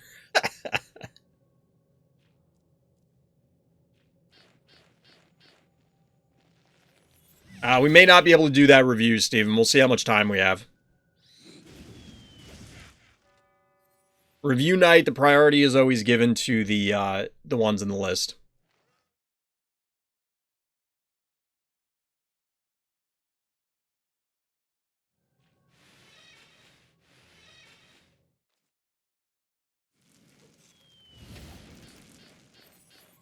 Yeah, like, what did... Bad guy just gave this game away. This didn't need to happen like this. I mean, this was very well played by our hero here. To answer the questions, I think the attractor play was fine. The Klepto obviously was out of position. Didn't have to happen. But this was a very patient game in order to, like, it would have been very easy to just phone it in and be like, well, I can't win. But as we were talking about the other night, if you're in a losing position, give your opponent the opportunity to hand you the game back. People are human. They'll make mistakes, and that can get you W's where maybe there shouldn't have been one. So, GG. All right, just random. Zoning in here. Like and subscribe. Close game. Simple and to the point. Let's see what we've got here. We got a 27-turn game on like and subscribe. By the way, like and subscribes definitely help if you're watching this on YouTube. It's down there by the description where all the links to everything are. Just getting that in there. I got to remember to do the lower thirds thing. So that, like, you know, you watch videos and, like, it'll pop up and it'll say, yeah, click the button, so I don't have to say it. You like the new Phobies? There are going to be some more new ones soon, Tapper, or there should be. Wait, what? Just random, what are you doing? What is this, sucky? Also, what the hell is your opponent doing? Why did they open Boom? That's bold.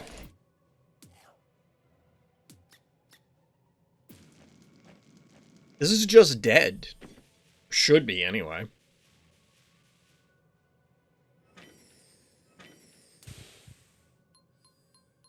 Like, this should absolutely be toast.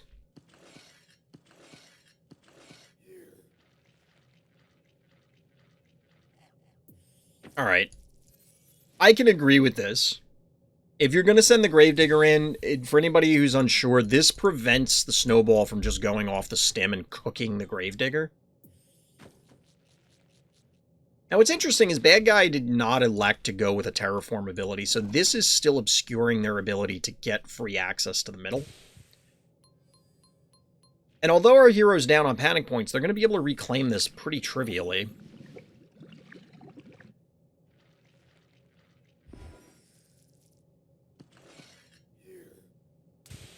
Although...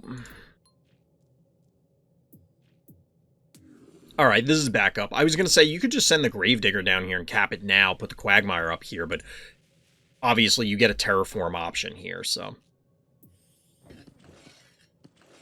Phobie's commandment number 6, if a YouTuber plays like and subscribe, they must ask the viewers to like and subscribe. I mean, yeah. New Phobies were announced? Well, we're making the assumption. We don't know for sure, but... we should be getting new Phobies, right? Like, we know there's an update coming. It's about the time that we got new Phobies last year. I would expect that we get them now. It's possible we don't, but I think it's unlikely. So I was kind of expecting this to happen. I don't know that it's worth it, because I think this Gravedigger just dies. Can Phobies really be considered a card game? In my opinion, no.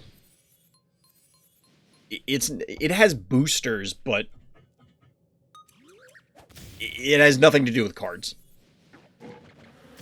The cards have nothing to do with the game.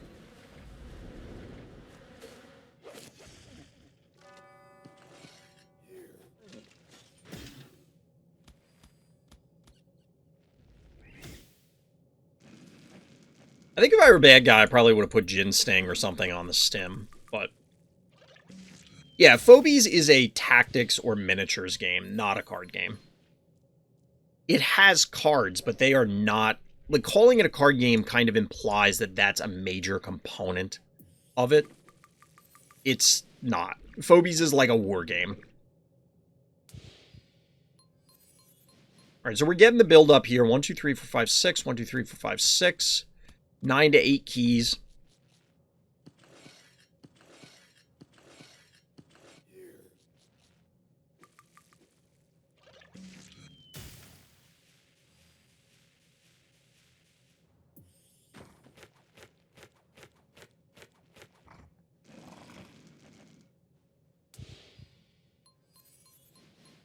This cat has survived all the way since the beginning of the game.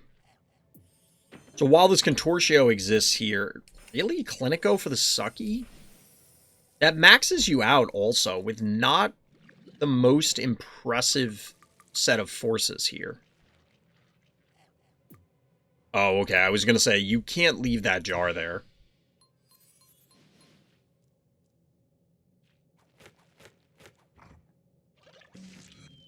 When was the last Phobie survival guide? That's a good question. It's definitely been a few months.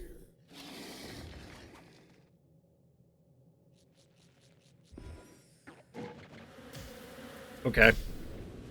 That's cute, I guess. I don't know. Even if this was in range, I'm like, how much health is left? If both of these were in range, that would have been a good play to set up because you could snipe the Jin Sting, but that isn't really like, I don't know. It's kind of a big who cares moment. Plus, bad guy now left their jar vulnerable.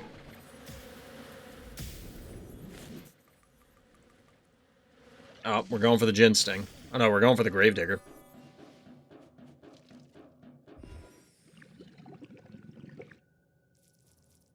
I guess getting the Gravedigger's fine. You could have also slid the jar here to snipe their jar, and then just body block with the Clinico and the Sucky. But getting rid of the Gravedigger also works, because that's another valuable asset. I don't believe so, Tapper. I don't think I've ever seen that name before. But ultimately, the jar gets cooked.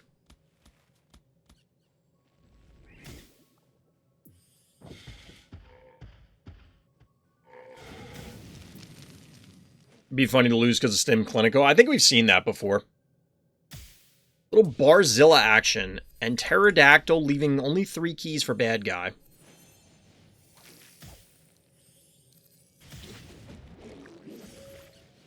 Quick takedown on the Cassowary.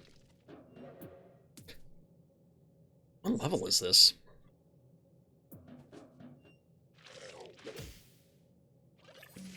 Wait, the jar lived?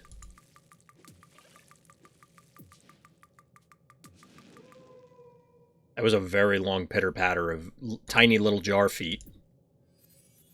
I didn't realize the jar was going to live.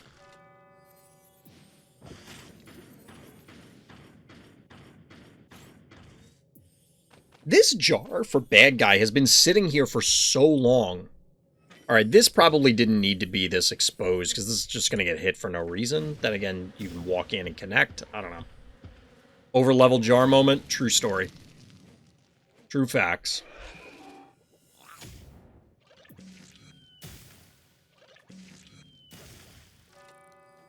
Did this spider get one yoink all game?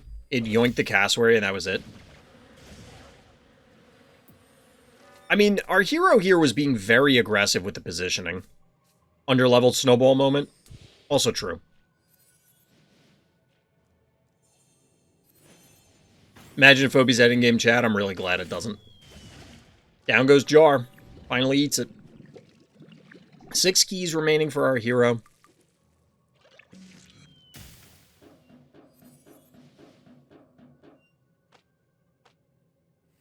It got 2 yoinks. Little fart explosion and a woolly bully. Don't see this guy every day.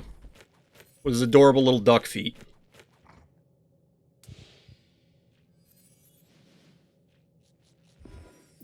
Obviously the sheep is going to eat it, but so will his stabby eventually. The Jin Sting is vulnerable, but I don't think it can die. Certainly not without risking bad things happening to your team. For a hero, I mean. His Hevo's taking a beating, but there is a Clinico, of course. And it is on the stem. But I think you gotta retreat here. I don't think it's worth... Oh, we are going in.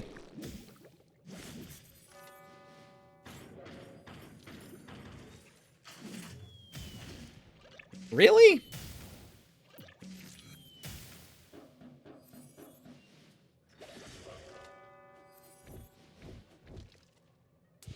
I guess?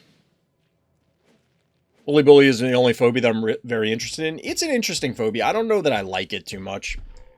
But of the power downs, I think I like Wooly Bully the most. It's a bad guy on a full retreat here, I guess assuming that there's going to be a hard invade. But now our hero has a lot of pressure and did have the opportunity to get the heal onto the Hevo. There wasn't enough damage here, I assume, to represent a real threat to Wooly Bully, and then clearly was body blocking on behalf of the Evo.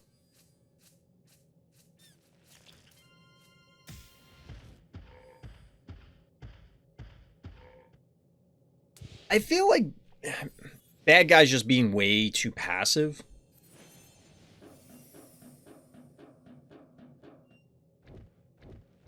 Not necessarily on this particular turn, but over the last several turns, I feel like they could have taken... I don't know. I mean, they're just getting picked apart at this point.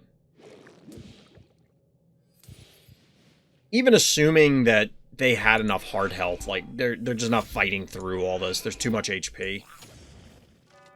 Wooly Bully never even activated.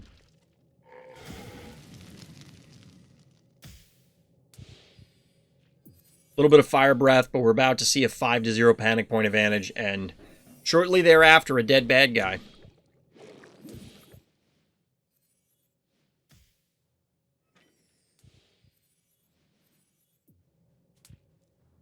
Our hero could have ended it. You send these two in and you just kill it. I mean, it doesn't matter. There's no way they can stop you, but... They can't even kill this Quagmire. GG. Got him. I don't know. Bad guy made some really questionable plays there. Over the course of that game. I like the pressure that was put on by our hero. That just push a little bit here and there. Just make them make a mistake. And they did. Alright, we got one repeat here. We got Strahd. The mother tried to smother me, but I survived. Well then. About that. The plan, make them fumble the bag? I mean, yeah, we've been talking about that for the last few days, and a few times tonight, that let your opponent make mistakes. Capitalize on the mistakes. Like, minimize yours, maximize theirs. There you go. Wooly Bully's face is only a mouth, no face reveal? Fair. You're not wrong, Steven. That doesn't sound very good.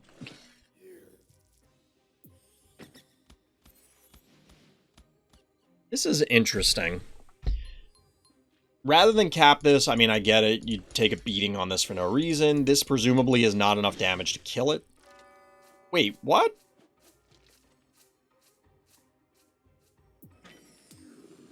Alright, this is just dead, right?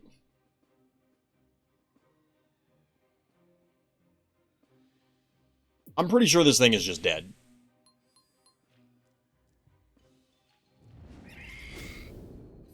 Yeah, we'll do that, DT. We'll do that. Down goes Gravedigger.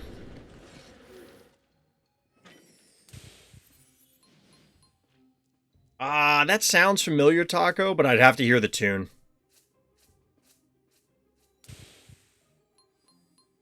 They're definitely, like, putting food coloring on waffles is not unheard of. Bad guy, like, what is bad guy banking for here? I assume this is a Evo. Evo 3.0, I mean. Oh no, we already knew it was Smother Mother. We already knew it was Smother Mother. A level, ooh, level 17 Smother Mother. Okay, then I probably haven't heard it, because I don't know what the hell that's referencing then, Taco. Boo Fairy, that was not in the notes, was it? Why are we getting a Boo Fairy here? Imagine an 8-bit phobie. If we had phobie skins, that would be kind of cute. Alright, so this will just be a quick takedown here on the cassowary.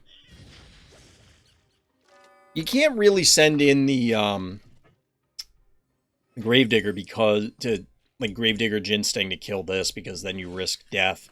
Although I guess you can Boo Fairy, like, how much is this powering down? 700? Yeah, you can do that. This isn't bad.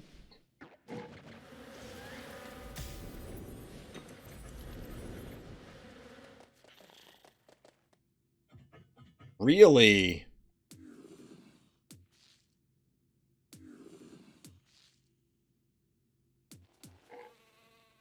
So that's 9, 7, 16.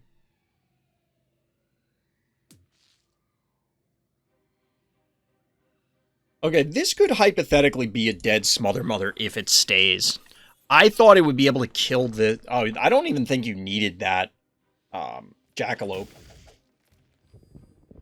I had thought that the Smother Mother could just safely kill the Gravedigger, like, no questions asked, but if it stayed, because Boo Fairy is an enormous amount of damage, I don't know what the hell the purpose of this Kaboom back there is, but it's seemingly not doing whatever it's supposed to be doing. Alright, so the Yoink should be live from Smother Mother, whatever the hell it's called on this one. Grabby. How fitting.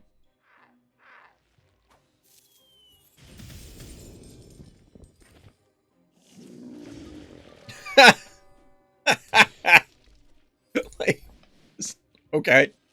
Snipe the boom, why not? This is kind of ballsy.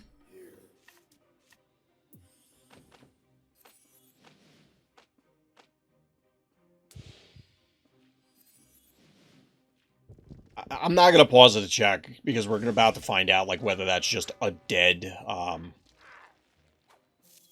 It's definitely a dead Jinsting now, right? It has to be.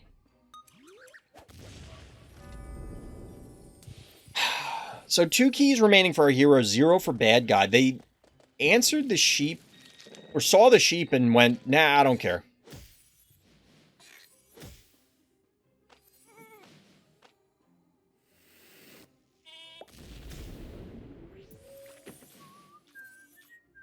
The skull that pops up from the sheep explosion looks cool. Muffin and Numbskull. So with the power down, this is still doing 458 damage. Not an insignificant amount. I assume this has to happen. Wait, you didn't need to do that. I don't think they needed to do that. This would have died to the lava. Then you could have killed this. Or killed this. Like, burrow forward and kill the sheep. Why did that happen? Like, this was gonna die, right?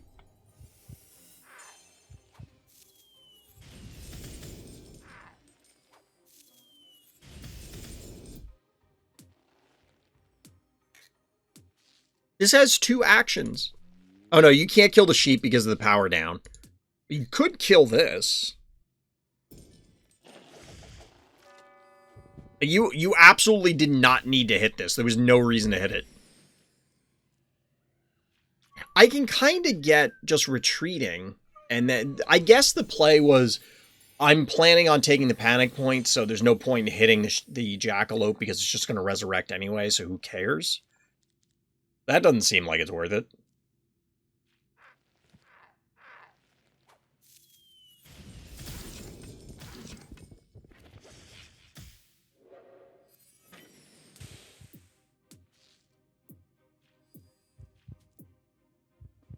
I'm trying. Go back, please, game.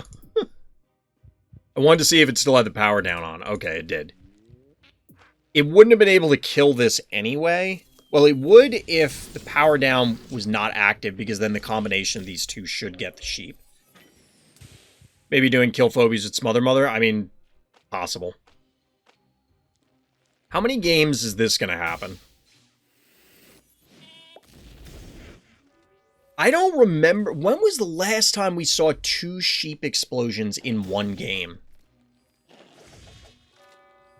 Honestly, like, I legitimately cannot remember. GG. Why not? Always watch. Wait, when did... I didn't look at the date. When is Always Watching even in the pool?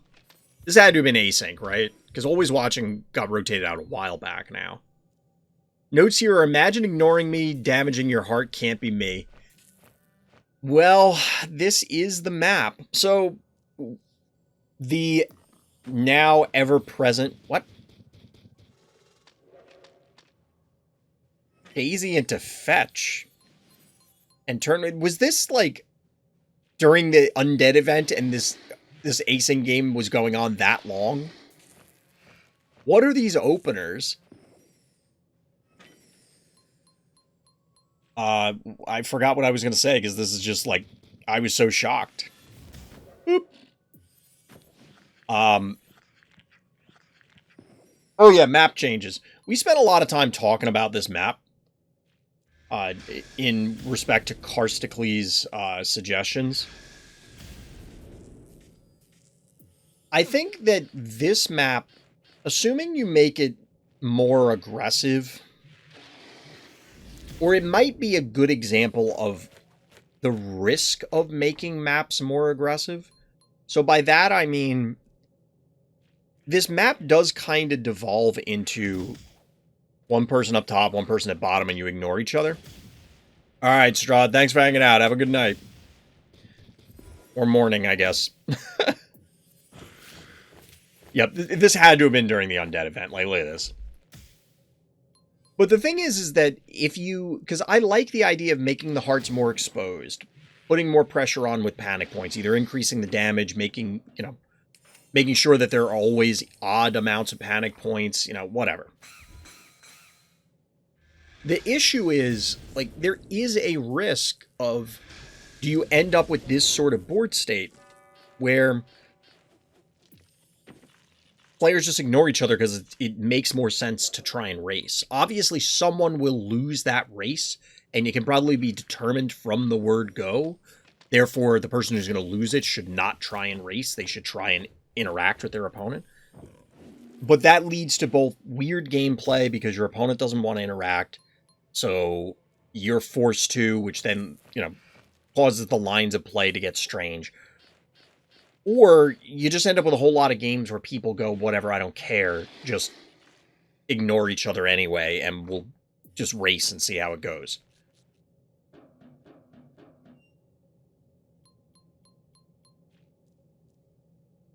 Map design mode suggests maps for the game. I mean, people have been suggesting for a long time, ooh, we get a little paddles, we get some walk the dog, maybe? People have suggested for a long time that you should be able to... or there should be a, like, custom map mode, custom map maker in the game. I don't know that we'll ever see that, but it would be cool. Oh no, Renamon, not like this. Allowing the Noxious to get the triple poison? Seems bad, man.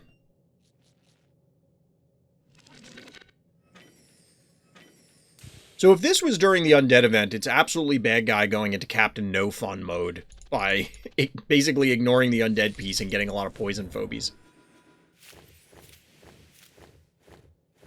Cerberus rumbling.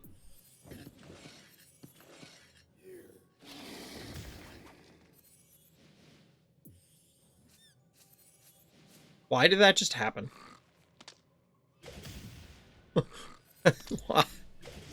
Why did that just happen?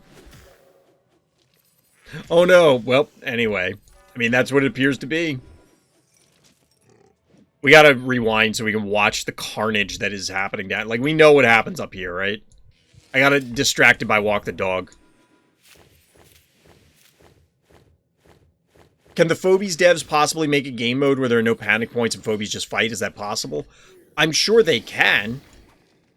I'm sure they can. However, I think that game mode would be way less interesting than you might think. And the reason for that is I think it would just stalemate.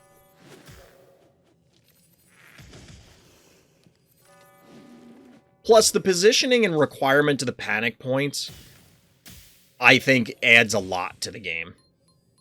It's a process. It's all part of the plan. Fair. We talked about it the other night, but I would not be surprised to learn that the game originally started without panic points, and then the dev said, hey...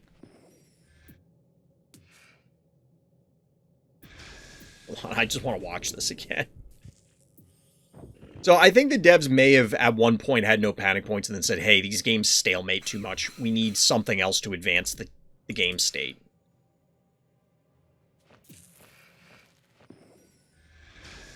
Why? That's what I was trying to figure out. Because, like, this doesn't stack, right? 496. No, it must stack. But I think you get more... You would get more damage. Well, I guess you walk away. I don't know. They do stack.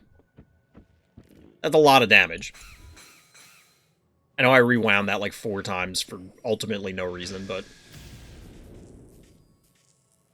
Heal a lot of damage, but this is still dead. Assuming you go after it. I mean, you could just kill the Gonzo instead, but I think you kill the Erratic. Erratic deals so much damage? Well, that Erratic does, because it got 2 boosts. Alright, here's the Cerberus Hunter. We know Cerberus was not made of any sheepdogs. It stacks Burning Gonzo for 1 hit when you can do 2. Yeah. You would have ended up with more damage. You still lose the Erratic. Well, you probably... The only thing that I can think is that bad guy was assuming, hey, if they come after Erratic now, they're not going to... Like, it'll be an overextended Cerberus sort of thing. I don't know, that whole sequence up there just doesn't make sense to me.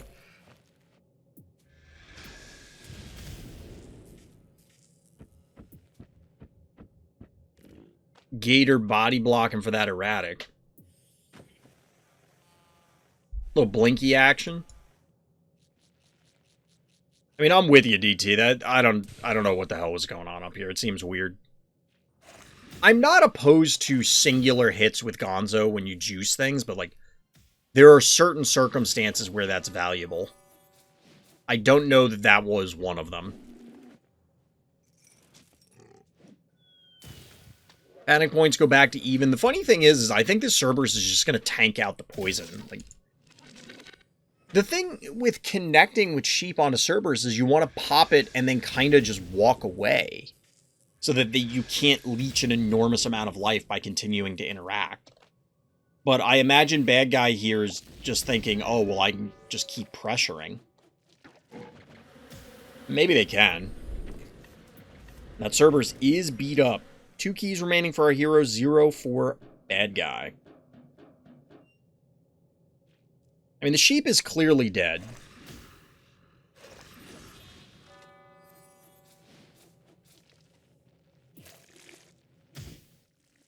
Erratic, of course, going to heal up an enormous amount of life, as Erratic does. The Gravedigger's in an awkward spot just because of the melee funnel here.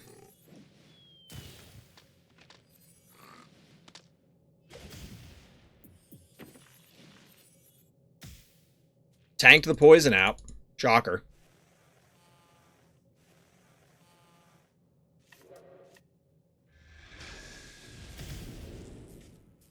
Tapper, you sound like you're bringing up a Phobie survival guide entry there.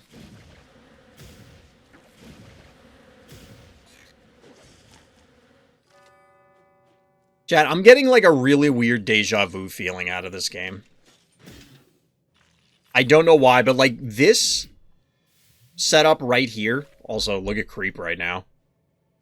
This setup right here, for some reason, I just got like the weirdest deja vu. I don't know why. Also, the drool. The drool is real. Wham.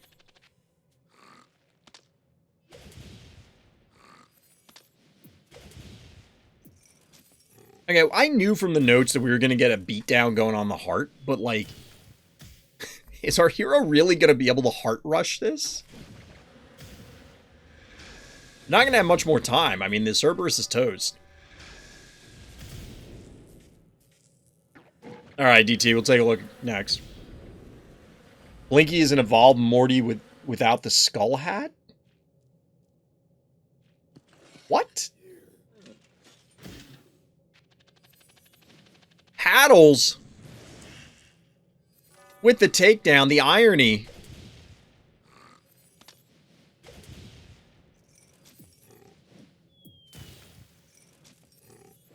It's that simple.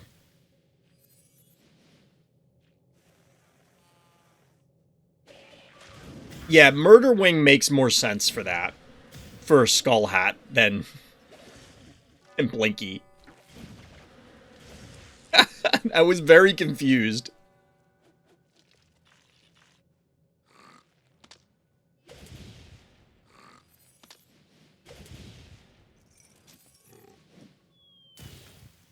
This is what I'm talking about, where if heart rushes are viable, is this what we're going to see a whole lot of?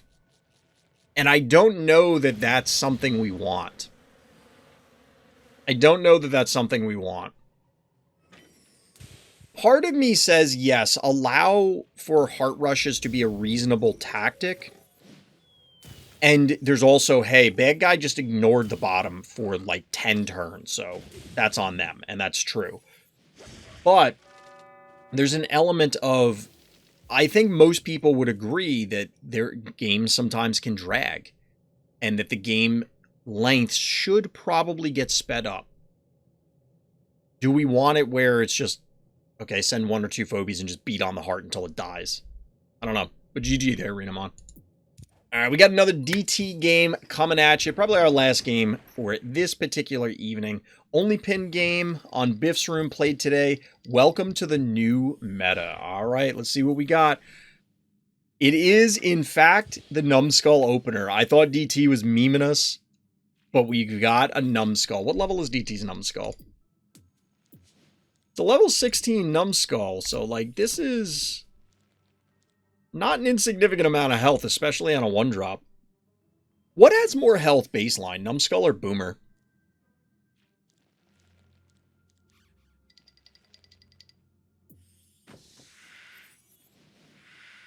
Hydra.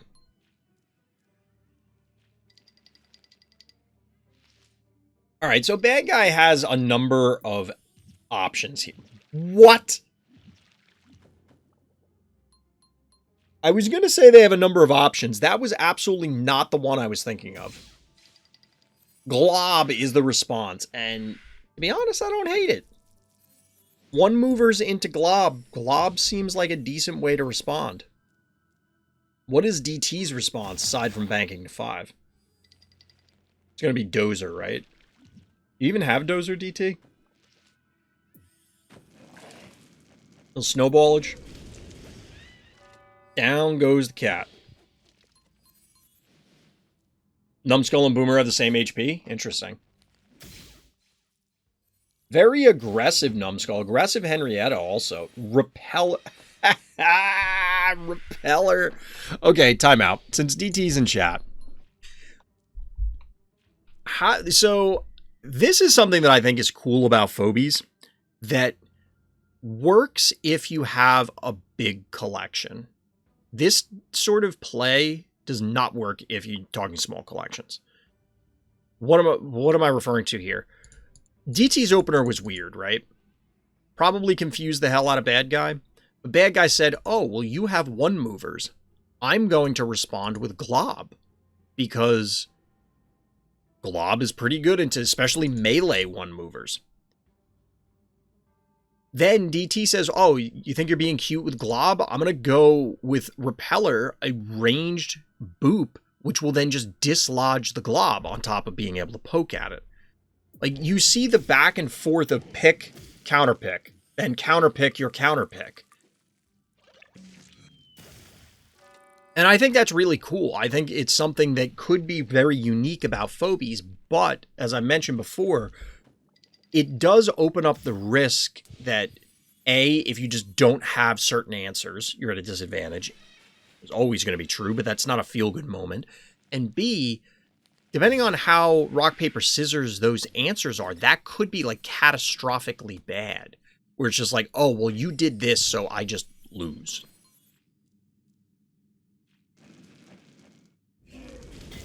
All right, we're going to get this invade here. The question is, it will live. The Repeller lives. It's going to be beat up, though. Oh, we're not going to get the invade. It's just the snowball going in. At this point, I have to imagine bad guy has no idea what to do. It's like, all right, well, I got the Glob. There's definitely moments I feel like both... as the losing player and the winning player, where you do something weird or your opponent does something weird, you get the answer or what you think is the appropriate answer.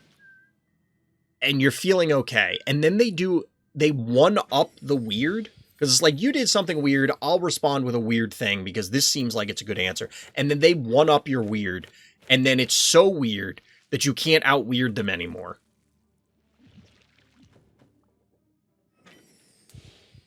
Could Jarv kill Repeller? I don't believe so. It had like 400 health at the time. Yeah, because the muffin hasn't popped yet. That was something I was considering.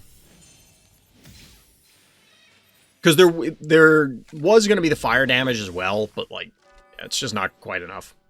I can't believe this numbskull has lived this long. Admittedly, I don't think anything has attacked it. Bad guys banked to 8, 11 keys left, 3 for our hero, because a Hematic Ginsting fills out the team. I mean, we know how this ends. I don't see how bad guy comes back from this. The glob has done nothing. I guess it's zoned a little bit. Muffin here, really. Alright, this is an interesting play, because you can kill the cassowary.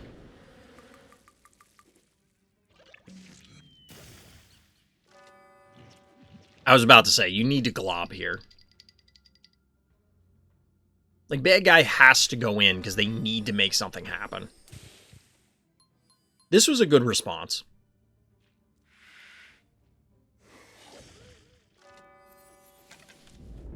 Munch, munch, munch. It's summertime. Corn is a good summer food. I mean, I like corn all year round, chat. And apparently so do hydras.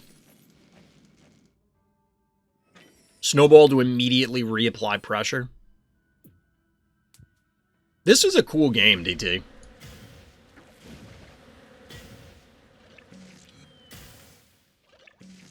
Corn soup, grilled corn. You hate corn on the cob. Why?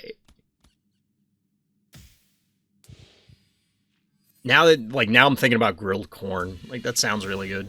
And there it is, the boop to dislodge the glob. And down goes glob. Oh my god, challenge play. Oh my god! DT! The savagery. This is ridiculous. You start the turn with this globbed up Hydra, which this game was wild. You gotta go watch this from this clip. But you get the dislodge from the Repeller into a challenge play, into killing the cassowary? DT. The brutality. That's actually like, that's pretty hype.